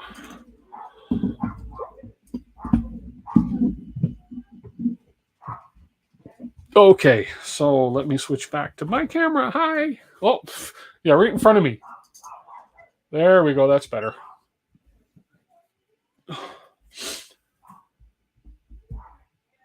Oh, okay. In config file and switch. Now you're just making me do more work here. What the heck? Oh. In config file and switch PC6 to explanation PC6. Okay, well, so you want me to put this all back together? You guys, let's troubleshoot it. What the heck? I got another half hour, and then I want to unbox the other guy. But let's go ahead and now I got to figure out how all this crap goes back together. I don't need my stepper motors right now. I just need my thermistors to go on. So let's have a look and see. Okay. You learn more from failure than success. The failures tell you what to... yeah. That's why I don't mind doing this. And that's why I don't mind when this... I was going to say this shit. It's not. When this stuff happens, it's live. And it just shows that, hey, nothing is perfect. And a lot of it could be user error. But who knows? I don't know what the best view is here. But, the overhead camera is probably the best view on this guy here. But let's plug some of this stuff. Let's at least get the thermistors plugged in so that I can at least communicate so okay, hang on. So hot end thermistor. Let's get, where are we here? Hot end thermistor. Okay, I just have to haul out some of these wires, and then I got to remember, I got to look it up and see where they all go, because I have not yet memorized where everything plugs in. So let me go to my drawing. No. Is it this one? No.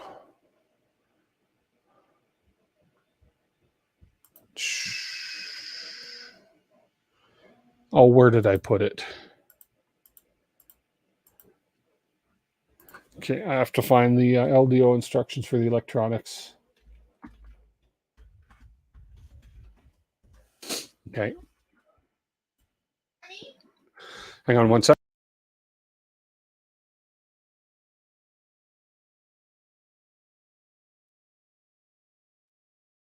He can be on camera if he wants. I'm live. Yeah. Come on in. So what's he printing over there? That printer over there has parts going for another printer I'm building. So we are live. Nobody can see you unless I do that. Hi, guys. This is Maria's brother, Craig, from Jamaica. Say hi, Craig. What's happening, guys? And Maria never wants to come on stream. No, So I'm not in the yeah. 3D world. 3D world. We are troubleshooting a main board right now. Yeah. So I have to. We're going to try a few different things to figure out why something's not working. Yeah. Have fun. Thank you. See ya. Bye, baby. You need to put a new connector to the hot end fan, anyways. Yes, I do. Yeah. So I will. Let me see. So the bed thermistor goes in the pink one. The bed thermistor is the second one up. So let me plug the bed thermistor in. Bed thermistor. Bed thermistor goes there. As long as I get the thermistors on, I think that's all I need. Okay, and we'll go down. And the hot end thermistor is the very bottom one. So hot end thermistor is this guy here. And he goes to the bottom. Okay. So I should just need the thermistors, right? Because it was just giving me a thermistor error. So if we plug in. I'm looking for the dragon. Somebody here said break out the Jamaican rum. Honey, I wanted to show him your dragon. You want to see my dragon? Ethan. I mean, I already know it's your dragon, but the dragon you built. Yeah. You built this? Yeah, on that printer right there, on the rat rig. Okay. Is that sweet or what? Everybody says, hey, Maria's brother, break out the Jamaican he rum. He wants to take it back to Jamaica. The dragon? Yeah. Help himself. How long is it taking to build? 72 hours. No, I can't take it from you. Yes, you can. No. Yeah, you can. We're bringing it in. Trust me, you can. No, I can't take it. Take it to Jamaica. Jamaica's never seen a dragon like that. Okay, let's fire this up. Actually, let's put a fan on. No, actually, we'll fire this up first. Okay. Let's fire it up. Let's see if we can get a. See if we can go ahead and talk to it now that it's. Are you serious? I mean, Yeah. I don't want to take it and take it. I know, dead serious. You sure? Yeah. Thank you, bro. Yeah, I'm going to print another one for the Edmonton show, anyways. All right, cool. Be very careful when you're transporting them, though. No, that's fine. Yeah. But these are very delicate. The top pieces. Tops, yeah. You're fine to wear them around your neck. You can carry them on the plane and wear them around your neck. Would you mind freaking everybody out? How do you explain to customs that you are importing a dragon? Somebody asks. Jamaican customs. Yeah, no problem, Craig. Okay, so let's. There we go. So it came up. Okay, so we fired up, no problem. We are in Clipper now. Just hooking the thermostats up helped. So now I want to go back up and see what you said to do. You said to go in. Let me go. Oh, okay. Switch PC6 to X. So basically, explanation pointed out. Okay, because I'll show you right now. Let me plug a fan in again.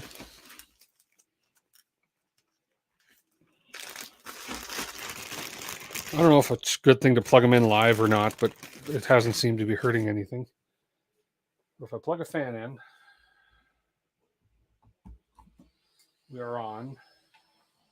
Okay, now, if I turn the fan up, we're going to send that command M106255, and then we turn it off. S0, nothing. So let's go in to the machine, printer config.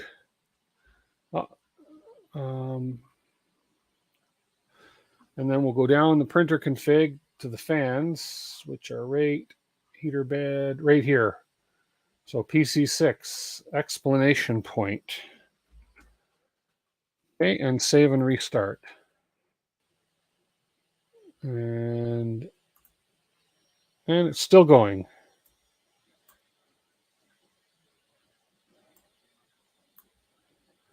And it's still going. Now, printer config. Yeah, so we did change it. PC7 is for the hot end fan.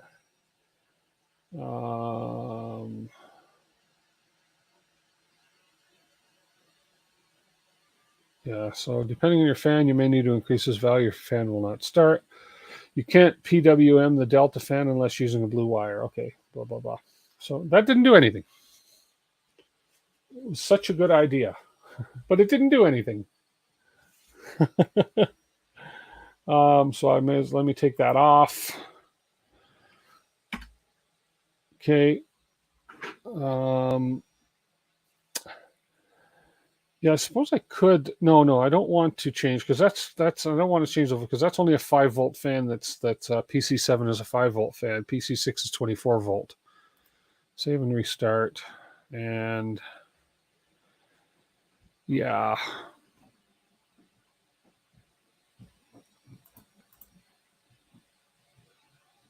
Oh, I've lost some of my printer config. I guess when I reflashed the board, it got rid of some of my config, which is no big deal. I can always fix that. But I think that's definitely a problem. Okay, so let's power this off. It was worth a try. Well, you know what? It doesn't hurt to troubleshoot. You're so right about the troubleshooting. So eliminate all the possible potentials. As I say, worst case scenario, if it's not the board, which I'm leaning more and more towards the fact it's the board. And if it's not the board, worst case scenario is I have a spare board, which isn't a bad thing to have. I've got an octopus sitting around, a spare octopus, so wouldn't hurt to have a spare SKR Mini E3 V2. Sorry. So there we go. Okay. Anybody want to buy this for? I'm just kidding. No, we'll get that running. We'll figure it out. If not the board, then there's no reason the umbilical should be causing that, especially because I plug a fan directly into the board and it still does the same thing. So there we go. There we go. Take your money.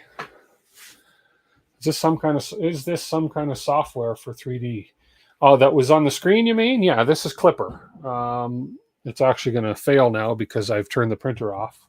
But this is Clipper for controlling the 3D printer. So, yeah, send your print files directly to it. Oh, everything's gone because, of course, I reflashed the board. But, yeah, this be the Clipper software. Yeah. So there we are. Okay. Well, that kind of takes care of that. That takes care of that portion of tonight's stream. We've got another hour or so. So what I'd like to do now, if I get that out of my way, so the camera actually knows where to focus. Thank you for the follow, Highs the Borg. Appreciate that. Hey, Ben. So we've put the V01 to sleep for now, if you're just joining us, because we figure, at least I'm pretty confident, that there is a blow-in mainboard on it. So not a major deal. And it blew probably because we had an issue with the 24-volt fans being the wrong polarity when it was initially set up through the umbilical system, because the umbilical system was just a little bit because you're going from the hot end to the main to the daughter board, from the daughter board down to the umbilical board, from the umbilical board down to the main board. So there's room for error there, shall we say. Or was I on the wrong printer? Huh? No, this is the I was on the right printer, and I can tell you how. My IP address is 82 for the one we were just working on. So if I refresh this, it might actually go to my other printer. If I refresh it, like nothing's going to work. Like if I go here and go restart, it's dead. Nothing's working just because it's not hooked up. But my other one that's actually turned, see right there. So my other one is 10 right here. So this one, or did I turn it off? Oh no, it's on. Did I get the wrong? The other no, the other one tends to, for some reason, tends to switch IPs. Why isn't it coming on? Anyways, no, we were on the right printer. So, for sure. It is the SKR E3, SKR Mini, this one here, the SKR Mini E3 V2. Yeah, the site, well, it won't work now. If I, yeah, it just timed out. It was working because I hadn't turned it off. But why isn't my other one coming on? It's weird. Oh, so watch. I'll guarantee it was 117. If I do the advanced IP scanner, and if I scan now, let's see where the Raspberry Pi shows up. Okay, it'll pop up any second here. Should be Raspberry Pi. Come on.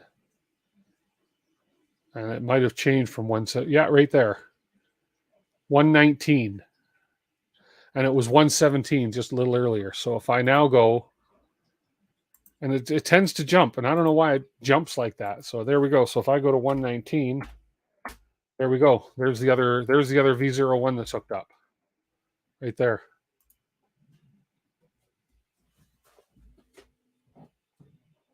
Yeah. And it's working fine because it's powered on right now. It's got a clogged nozzle.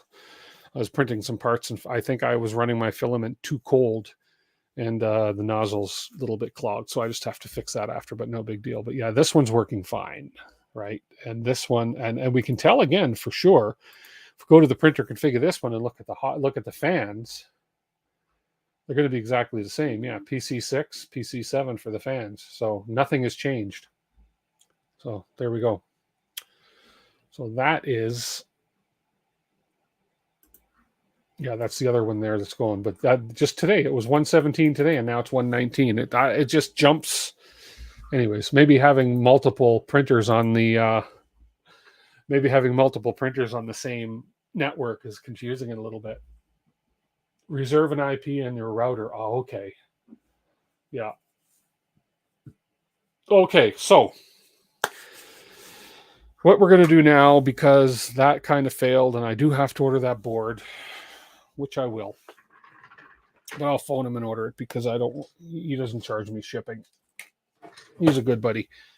We're going to pull a box down here and just have a peek inside this box. Do I have room? I've got two V01s over here. Okay, let's see. Let's do my split camera here. There we go. Yeah, okay. So I got my V01s over here. We'll just get them out of the way a little bit. Make a bit of room. We'll pull this down. Ugh. This is heavy.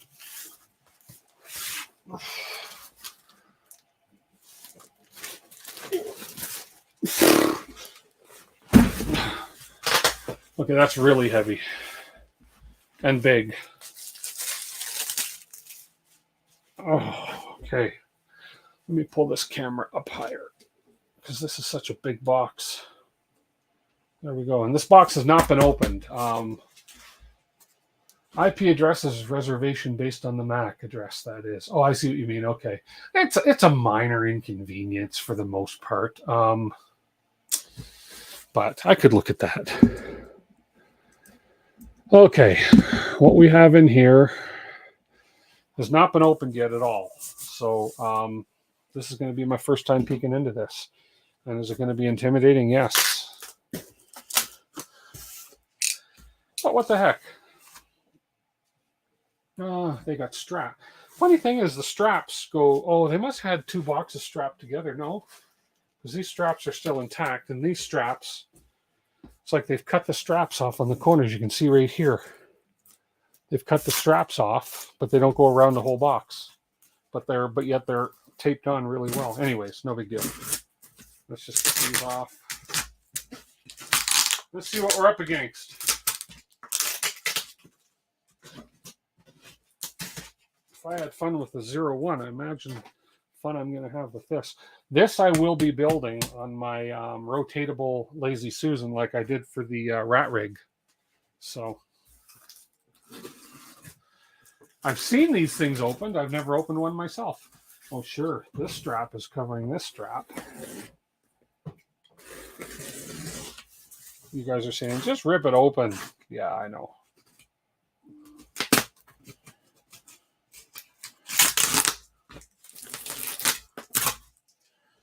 There's that one.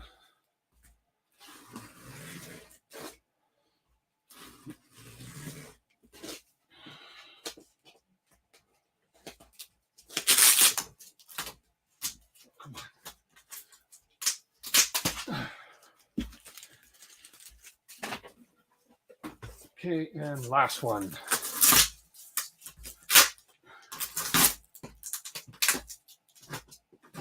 Definitely proof that I haven't opened this box yet. So just trust me, if I had, I wouldn't go through this much work. Okay, let's see.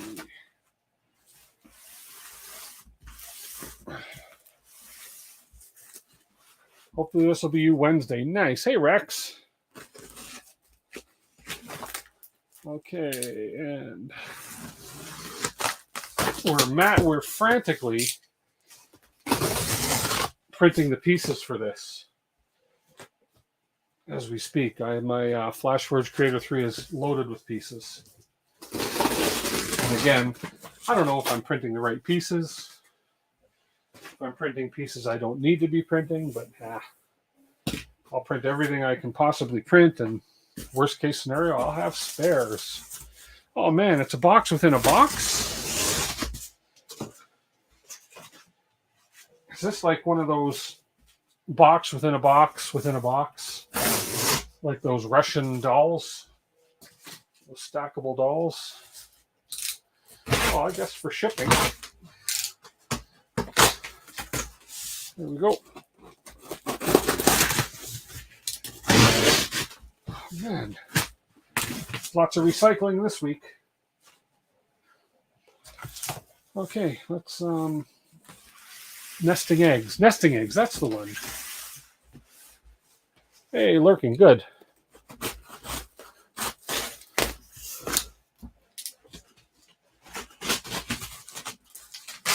Well, definitely well packaged. This shipped from China. And shipped via air, and it got here very fast. Very fast. Okay.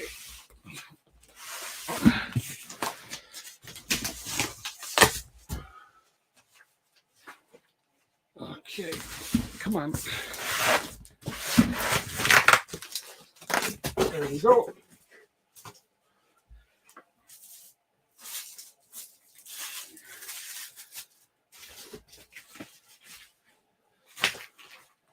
Go. Okay. Whew. So we have now hopefully the last box. So we have here V24 300 DIY kit, printed parts, hot end not included, V2 serial number, and frame color is going to be the space gray. Here we go. Oh, that knife took a beating.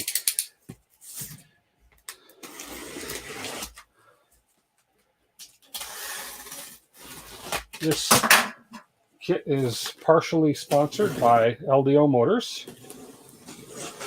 Partially. And we can just... more recycling. Actually, my little knife I have in my pocket here. I had in my pocket here. This is going to be a little sharper.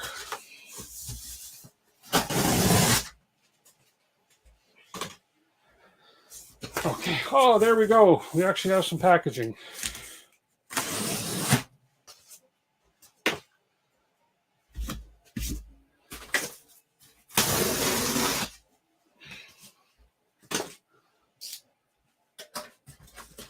Will I be reviewing the bamboo? Unfortunately, no. I'm not a big enough. I'm not a big enough channel or influencer to receive one. So it only went out.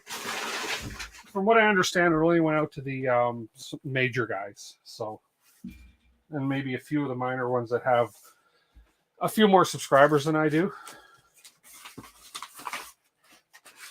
There we go. Okay. We have the power cord, which is important, and we have, they included, and same as they did with my first 01 kit that they shipped directly to me, it has an engraved plate, metal plate with the kit number on it. So LDO Voron 2 kit, and this is number V2-22052706662. There we go. And it even looks like they gave me a different sticker. Hey, Liam, how are you? Am I not done yet? Liam, we ran into an issue with one. So we have the Voron design sticker. We have the serial number plate. We have another sticker. And then we have the bill of materials, basically, is what that is. And I just lost the sticker down the edge of my box. There we go. Lots of Voron stickers and lots of LDO motor stickers now. Cool. Okay. So let's pull out. First thing we have is our Speedway, our electronic Speedway. This is a smaller one. I have a bigger one that I've been using in the other builds I may end up using, but we'll see. We have the Big Tree Tech Octopus. Let's see. And I know, and I've heard, apparently now, yeah, we have the octopus, and it doesn't come with the, I heard this, that it doesn't come with the duck, and the reason I heard is because only Big Tree Tech can sell the duck, or can include the duck. Either that or something to do with shipping overseas or something. But yeah, that's why it doesn't come with the duck. But I have a few ducks. I have a few quackers, so get out of my way, you. There we go. Okay. And this camera's kind of useless. Let me raise this camera up a bit.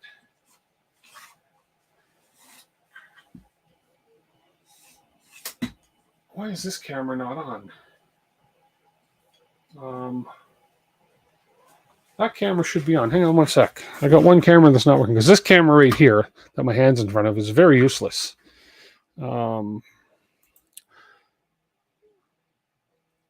I believe it's this one. No, which one is it? This one. There we are. That should replace that one. There's got to come down, and then okay, and then this one's got to go up,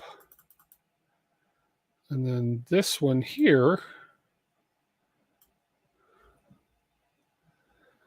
can go. There we go. Oh, that's the same one. Oh, Lordy, what's going on here? I'm looking for my close-up camera. But that's okay. I think this will be fine. I think this view right here will be fine. Because that gives a little better. What was that? Is this dead? Huh.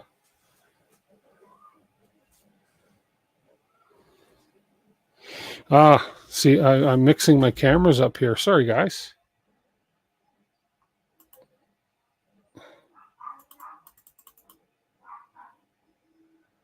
That's the one. There we go. That's the one I'm trying to find. Right there. Okay, cool. Okay. Voice is out of sync? Okay, let me fix that too. Although, yeah, I'll be back in 3 seconds or 10 seconds. This should not affect the voice. So we should be 1, 2, 3, 4, 5. Good, because I don't know how to count any higher than that. I still have problem with 2.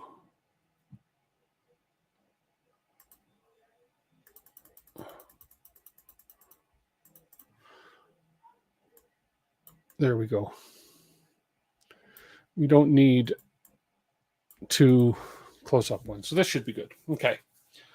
So we have the Stealth Burner upgrade kit. Whoops, they have included some NeoPixels. 1, 2, 3 NeoPixels. This is a nice big brushless DC fan. 24 volt. That's going to be the part cooling fan. And we have all sorts of Stealth Burner fastening kit. Oh boy, lots of fun stuff. We have a little bit of, this looks like filament. PETG filament clear. Obviously for printing something. Cool. Great. This is, I gotta admit, this is an intimidating build, or an intimidating kit, but I'm gonna be up for the challenge. So hopefully I got my voice back in sync. This is our cable kit. So our tool head cables. breakout cables, power cables, and everything in the LDO kits is all pre-wired. There's no crimping, no cutting wires, nothing to do. It's all pre-wired, pre-done. Then we have miscellaneous cables. We have an Ethernet cable, end-stop cables, RPI USB cables, blah, blah, blah. LED strip. So we have more LED strips in here. So this will be a well-lit up printer, I'm guessing. Voice still out of sync. Ooh, boy. Well, let me try one more time. In 5, 4, 3, 2, 1. It's got to be good now, otherwise. So, okay. Electronics, 1 of 2. We have heat sink for the Raspberry Pi. We have some fiberglass tape. And we have a silicone thermal pad. Okay. We have a 16 gigabyte memory card, micro SD. What is this?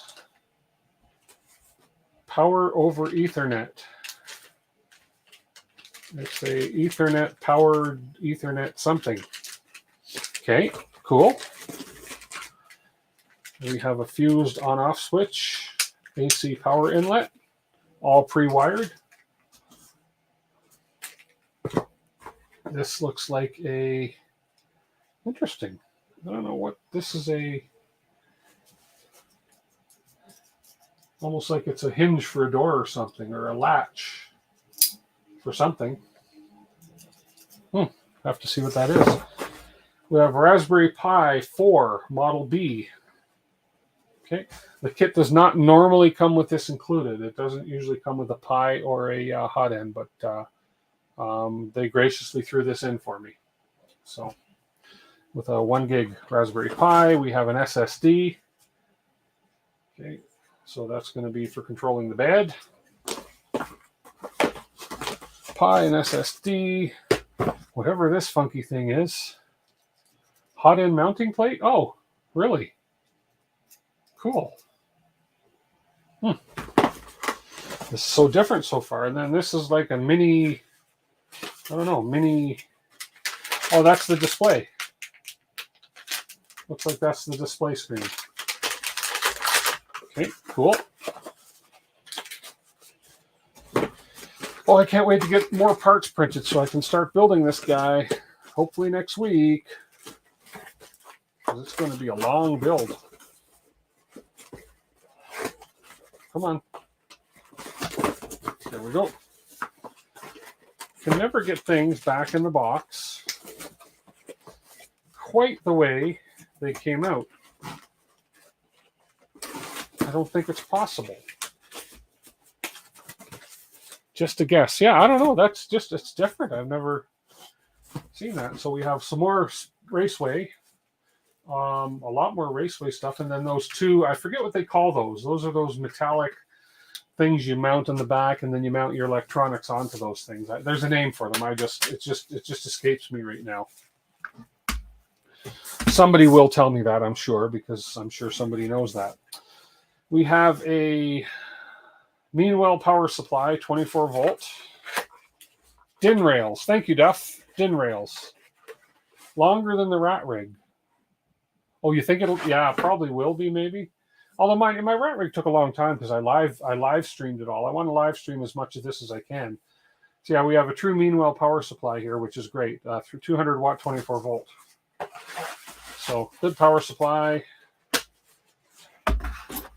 Get my mouse out of there so I don't crush it. Electronics, 2 of 2. Oh, the toothbrush. We have a toothbrush, which is great. It's good to have good hygiene while you're building your printer. So that's, yeah, pretty good. Good back scratcher too. This is Toolhead PCB X-Stop.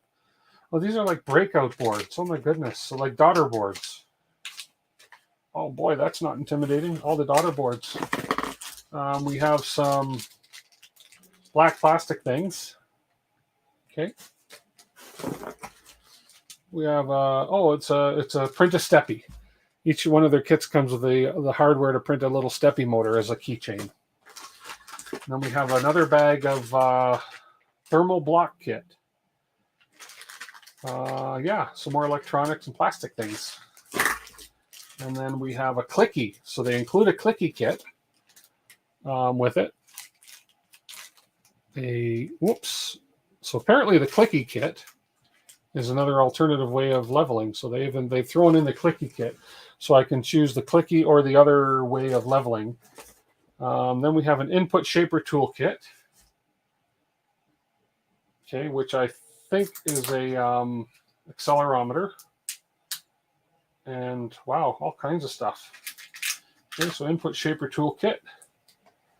I didn't expect that would be it. And then these are obviously these are the stepper drivers, TMC 2209s for the Octopus. There are 1, 2, 3, 4, 5, 7 TMC 2209 stepper drivers. Yep. Okay, so all the stepper drivers for the Octopus. Okay, so that's all this stuff. So we'll put the clicky back in. Yeah, this stuff's not going to go back in one. So let's see. Maybe it will. Maybe it will. And the toothbrush. There we go. Ooh, look at that. That closed. After eating all the gummies. Yeah.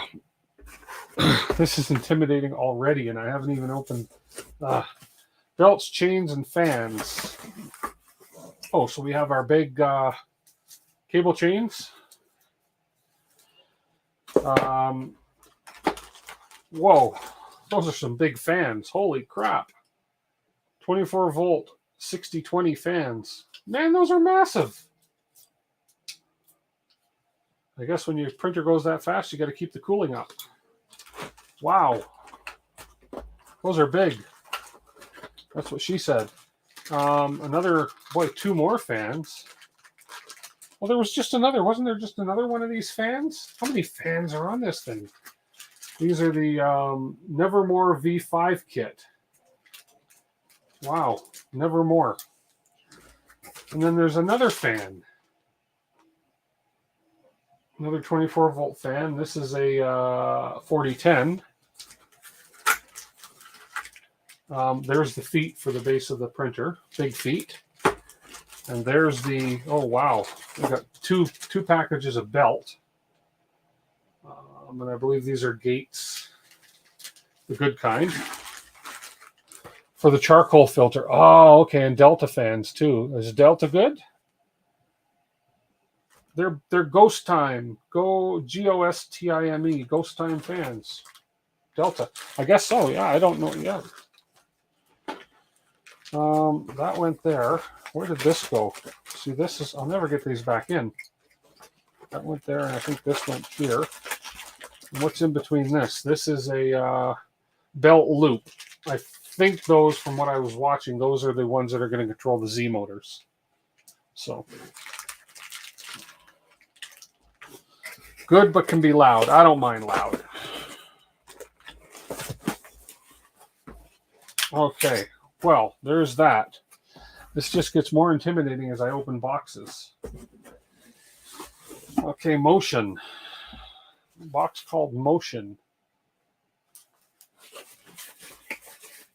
Okay, we have a roll of foam tape. 2 rolls of foam tape. Wide foam tape and narrow foam tape. We have all kinds of geary things. Teflon tubing.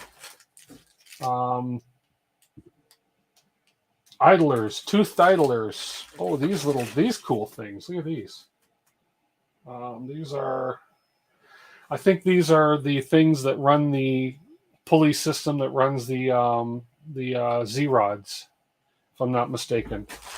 And I think there's 4 Z rods on this. Yeah, so you have. So there's obviously 4 of these. I think I saw these as a printable part, which I don't know why I would want to print them, but I don't know. Maybe I didn't. I'm just seeing things because there's so many printable parts. That's not intimidating at all. A lot of pulleys. Let me get this one back in there. These are some pins, shafts, some bearings, some more pulleys, geared pulleys. Lots of bearings. Bondtech BMG parts. So Bondtech BMG extruder parts. Lots of motion stuff. Okay. I'm a man in motion.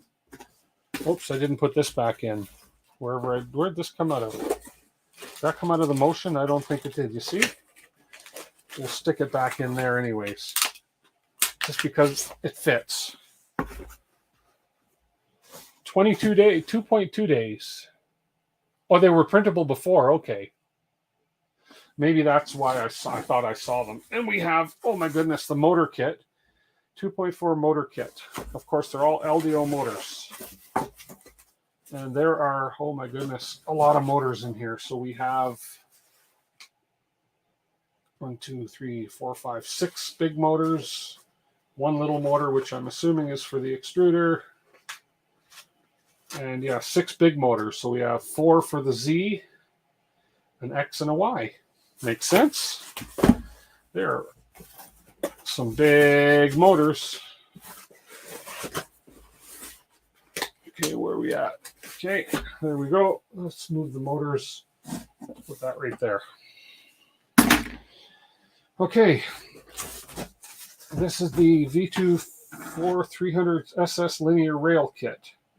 So we have one SLR 12H rail and 6 SLR 9H rails. So linear rails, and they are LDO rails, which I've heard are decent. That's what's on the 01s I've got. And one of these is not like the other. So this one's really heavy duty, this thick one. I'm assuming that's going to be moving the, let's see, if there's one rail that's heavy duty out of the bunch, I'm assuming the one heavy duty rail is going to be moving the X-axis. Anyways, yeah. And then the rest of them are just smaller ones. Okay. The X-axis. Look at Duff. Yes. See, good guess on my behalf. Wasn't even looking at chat. Let's put that here. Then we have fasteners, tools. Oh, that's the heavy part of the box. Wow. Fasteners, tools, and miscellaneous. We have some Bowden tubing. More zip ties. Can never have too many. And then we have tools. We have a mini screwdriver. We have another heatsink inserter. And a bunch of little hex wrenches. Some VHB tape. A handle. And it's a metal handle for the door of the printer. And then, oh, 2 metal handles because there's 2 doors. Okay. And then a whole bunch of screws. Like I'm speaking a whole bunch of screws. Okay. Okay, that's there. You guys can go back in there. There. Okay.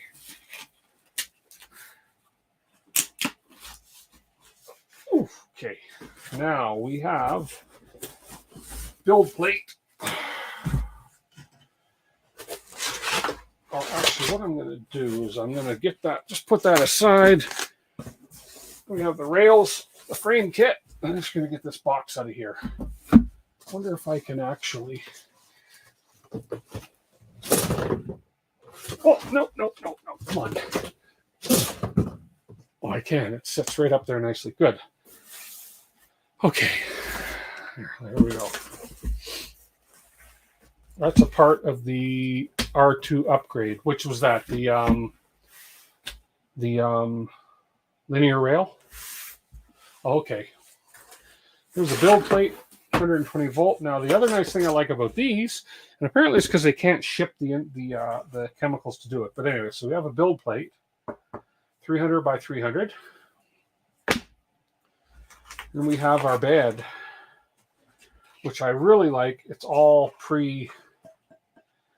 The heater pad is already put on. The thermal fuse is already put on. The bed's just all ready to go.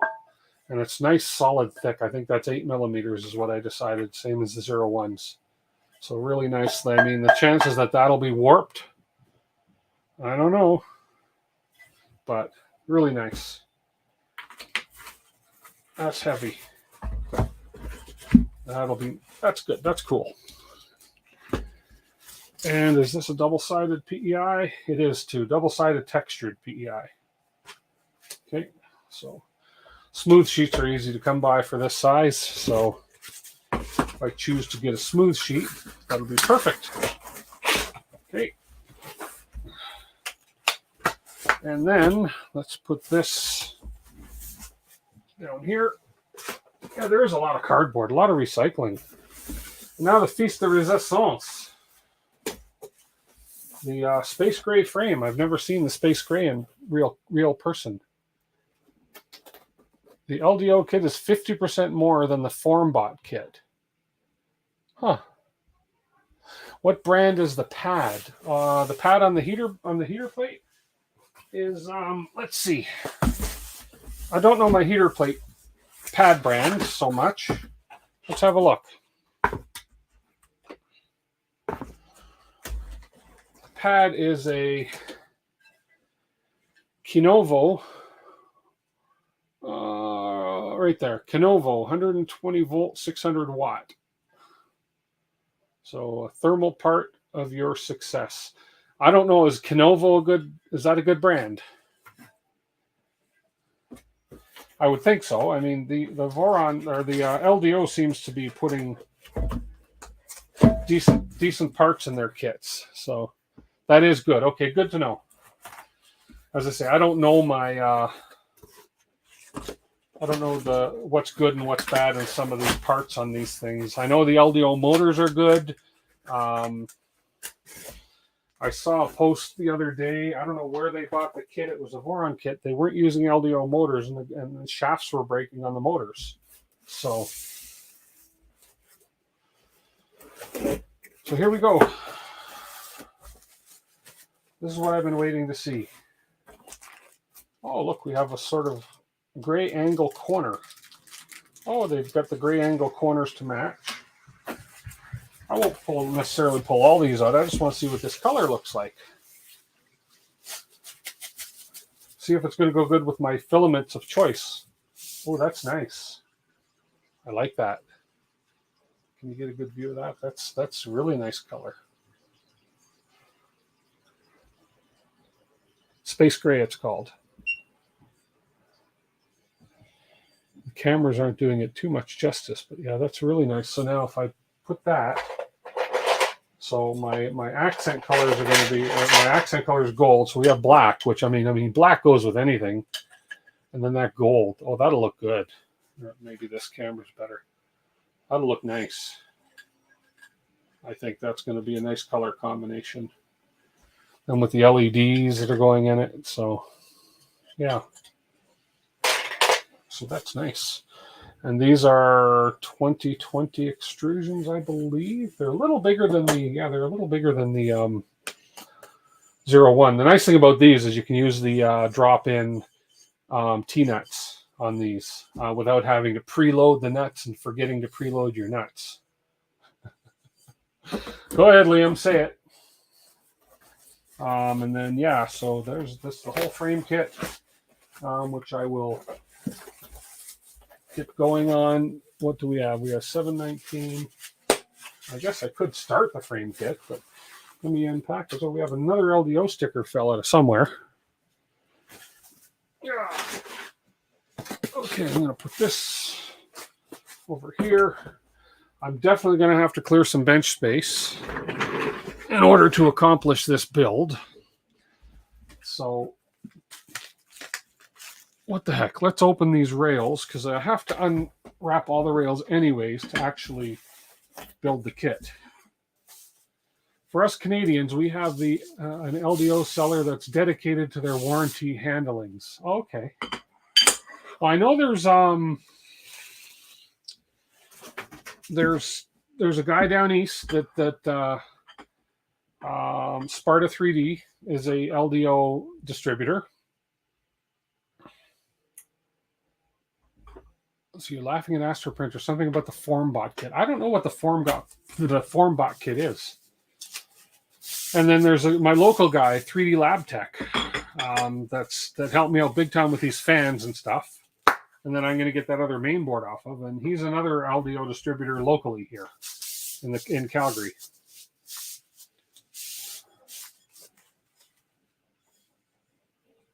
And these are all, these don't have the holes in them that I got to look for, I don't think.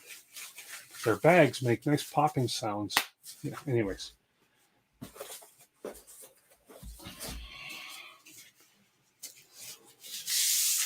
Yeah, I like that color. The space gray, it's a nice color.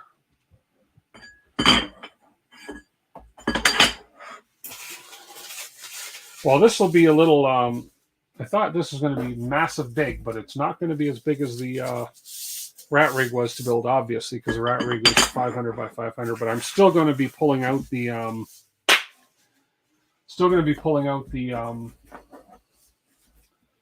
Lazy Susan board, I think, to build it on so that I can spin it around and have access to everything.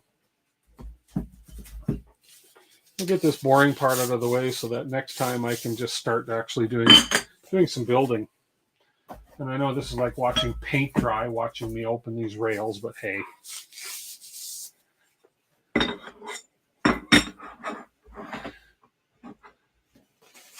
You dealt with Andy a couple of times, but not most of their stuff comes from Sparta. Okay, yeah, Andy's a good guy.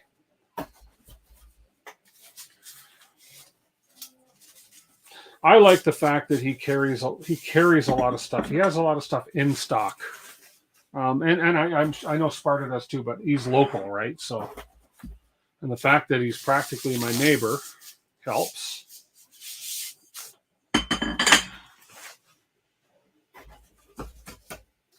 Sure bailed me out today or this weekend with the fans. So, okay.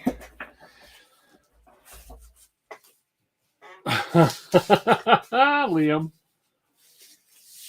Okay, and there's ones with the holes in them. That's the base. That's the basic outline frames.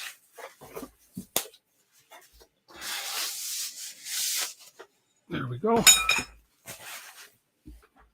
And I actually took a page from somebody's book. I've seen a couple of people do this, but I'll get to it in a second here. Oof. 3 more pieces to open, and then we're done opening the frames. I do like the color, though. I don't know if this is a new color or if they've had this color all along, but it's pretty sweet. There we go. There's all the... I just like doing this. It's like bubble wrap. Sorry if anybody has headphones. Sorry about that. Sorry, not sorry, maybe. I don't know. I get in here during the week and clean all this mess up. So why I picked myself up was I picked myself up a couple of these tiles, of these granite slabs. Because this is a perfectly flat surface, and I have checked with a level, but perfectly flat surface for squaring up the corners of the frames on versus my bench, which I know is not perfectly flat. So this is, and I've got a second one here too, but this is perfectly flat. And this will be good for when I'm lining my corners up like this to make sure that they are flat and parallel, et cetera, et cetera. So I've seen a couple of people that have been using these for building the frames. You don't need a massive piece. You just need enough to hold the pieces on to make sure that they're flat when you're tightening them. So Space Gray is new. That's great. You know, Jason was warning about variance in this batch. In the batch as far as the colors, you mean? Ah. Yeah, I'm used to Astro Printer for sure. I know, do the color tones match? They do. On the frames, yes, they do. From what I can see, they do. No problem. So, I guess they... How do they color aluminum? Anodize it? What's it called when they color aluminum? I forget what it's called, but I know you can get it black, and there's a name for the process they use when they color it. Not anodizing, unless it is anodizing. Maybe it's anodizing. But, yeah. But anyways, I digress. That's the frame. I've got. I don't know if I want to start assembling this right now or not, because I need to make more space here, and I don't. I've got to clear the far end of the bench off here because the far end of the bench there, it's really hard to see. But I've got. I have the two Voron 01s. I have the Prusa Mini, the Prusa, and the Atom Stack printer all on the end of this bench. I need to clear some space for this build. Plus, I still need to bring that 01 back in and do the motherboard. So I don't want to clutter up this portion of my workbench too much. So right now, anodizing. Okay, that's what I kind of thought that's what it was called. But yeah, these look good. They do look hard to see if you can see, but these, for instance, are the 4 main corner frames, but they have a pretty consistent color as far as I can see. They do. But yeah, this is something I think is a good idea to have, not just for this, but for doing anything that you need level service on. And these were I found these on Facebook Marketplace. The guy's selling these as cutting boards, and they were I got 2 of them for $20. I mean, a heck of a deal. So just happened to be at the right time. He had 9 of them for sale when I got there. He had 3 left. So they're good little slabs. You've been waiting since Chinese New Year for this kit. I might have been. I got bumped up a little, I think, on the list, but and I had this. This was airshipped to me, so it got here very fast. And these all look good. These colors do look fairly. You can kind of the overhead makes them look green. That's weird. They look green in the overhead, and then the bottom left they look whitish. It's just all the lights. It's the reflection of the lights. So but I don't know if that makes. Yeah, they look gold. Man, does that ever discolor them? Looks like a gold frame. Huh. Oh, sorry, I'm yawning. It's been a long day. So, well, I don't know if there's much more to discuss right now tonight. Kind of just wanted to get this unboxed. Didn't expect to run into those issues on the 01 there. I honestly didn't expect to have to replace the main board, but it is what it is. So there's no sense crying over spilled main boards. So slow boat. What happened on the 01? Well, we went through on the 01. Let me throw a couple things aside here so I can get to my stream deck so I can actually switch cameras here and talk. Just gonna stack some boxes here. Man, there's a lot of boxes involved in this. There we go.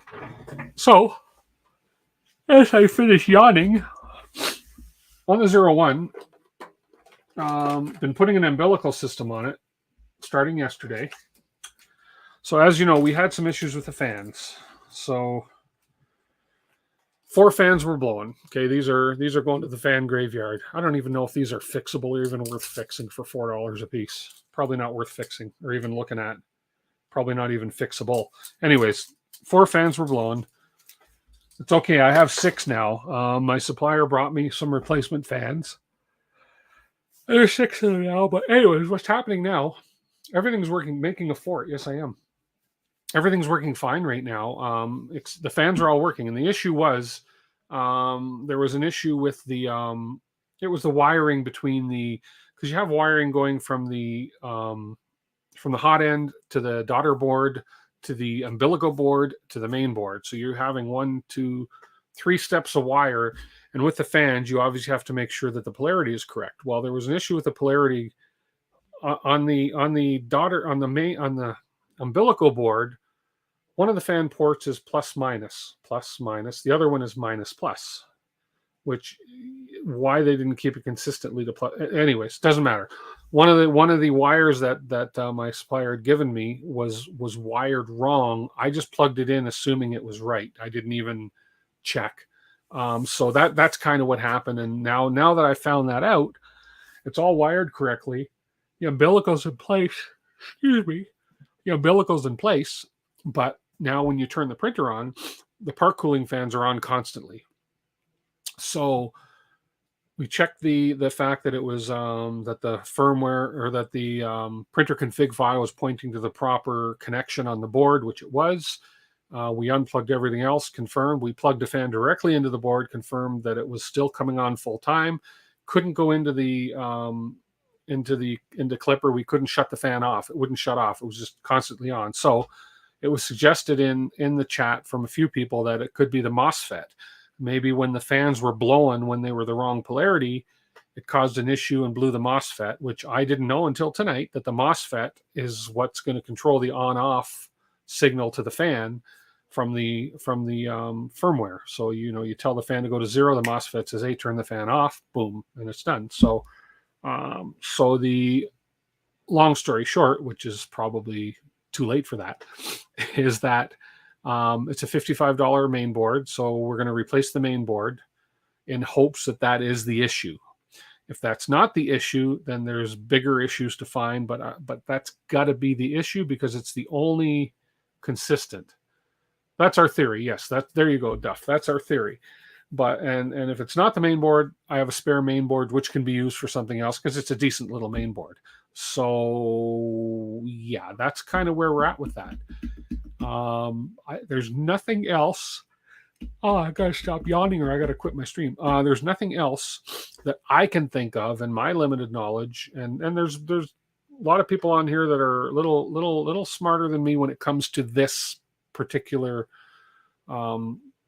main boards and stuff. Like I didn't know what a MOSFET did, right? So and I can't think of anything else. Nobody else came up with another thought as to why it might have been an issue. We tried reversing the in the firmware, in the printer config file, we tried explanationing out the PC6, the whatever it was called on the main board for the port didn't work. Nothing we did, including unplugging everything except that fan, caused it to not come on. Because theoretically, when you plug that part cooling fan in, you power on your system, that part cooling fan should not come on. It shouldn't come on until it gets a signal from the firmware saying turn the fan on now, or the G code or the M command saying turn the fan on when you when you want your part cooling fan to come on. And then the fact we couldn't even get it to shut off by sending the M106 S0 command wouldn't shut the fan off. So it's the only logical thing is that there's an issue with the board. We even reflashed the board. There was no need to reflash the Raspberry Pi just because it's nothing really to do. The Raspberry Pi is not what's controlling the fan. The fan is being controlled by the printer config and by the commands that are going directly to the main board. So that's what's happened with the main board on the 01. So we're going to probably he'll probably deliver the main board to me tomorrow, and we'll replace the main board, which is a very quick switch out, and it should work. Ideally it should work. So that's where we're at. So because we couldn't continue on with that, we worked on it for a good hour to try and get it to go, and it wouldn't. So then that's why I said, let's just take the last bit of time here and let's unbox the 0 or the 2.4 and see what's involved. And now that I've seen all the boxes and everything involved, and this doesn't even include the printed parts, which I'm working on. This is an intimidating build for me, but I've heard it's easier than the 01 because it's bigger, because there's more room to work around. But there's a lot more steps. It's almost 300-page manual, almost. So there's a lot of things to go through. So, but I'm excited to do it. It's like doing baby steps up and graduating. So, but I've done the rat rig, so I shouldn't be intimidated by this, because the rat rig was a big build as well. And with the rat rig, I actually had to crimp wires and put little connectors and do all the wiring and crimping myself. This kit, it's all done. And the LDO kits, it's all done for you. So that's that. So with that said, we are at 7:30. We're going to quit a little early. I'm hungry. I want to get some dinner. And I don't want to start building a frame tonight just because I got to pull all my nuts and everything out. And I've got to clean my bench off a little bit before I actually start this build. Plus I need to keep a little bit of room to finish doing that 01. So I'll likely, I'll probably stream live while I do the 01. I know, Liam, you're just catching every little thing I say, aren't you? At least, yeah, nobody's going to do clips of this, and so I repeat over and over and talk about my nuts. But anyways, I'll probably stream on Twitch. No, I may do it on YouTube and Twitch when I replace the main board, just so that I get it videoed, so I actually have a video of it on YouTube, so that if I want to use it down the road, or if I want to, do a compilation of my live builds, which I want to do eventually when I find the time, is do a compilation of the live builds of the 201s I did, so that I can take bits and pieces of it here and then just do the dubbing, et cetera, et cetera. So just eat that elephant one bite at a time. That's exactly it. So that's the way to do it. Wasn't with you when you built the rat rig, so I'm excited to watch this build. Awesome. Yeah, the rat rig was an epic build. And, my hand was held a lot of the way through the rat rig. Jason, you guys all know Jason. He's been a tremendous help in what I've been learning. He helped me through the rat rig a lot.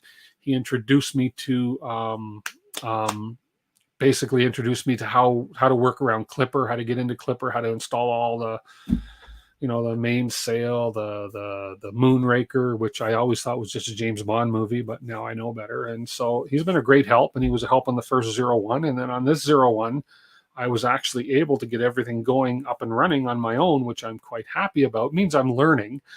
But these fans, just when I thought everything was running right, poof, throw a wrench in the gears, and these fans are the issue. So we'll fix it. It's the first time I've blown a main board, if that's what it is.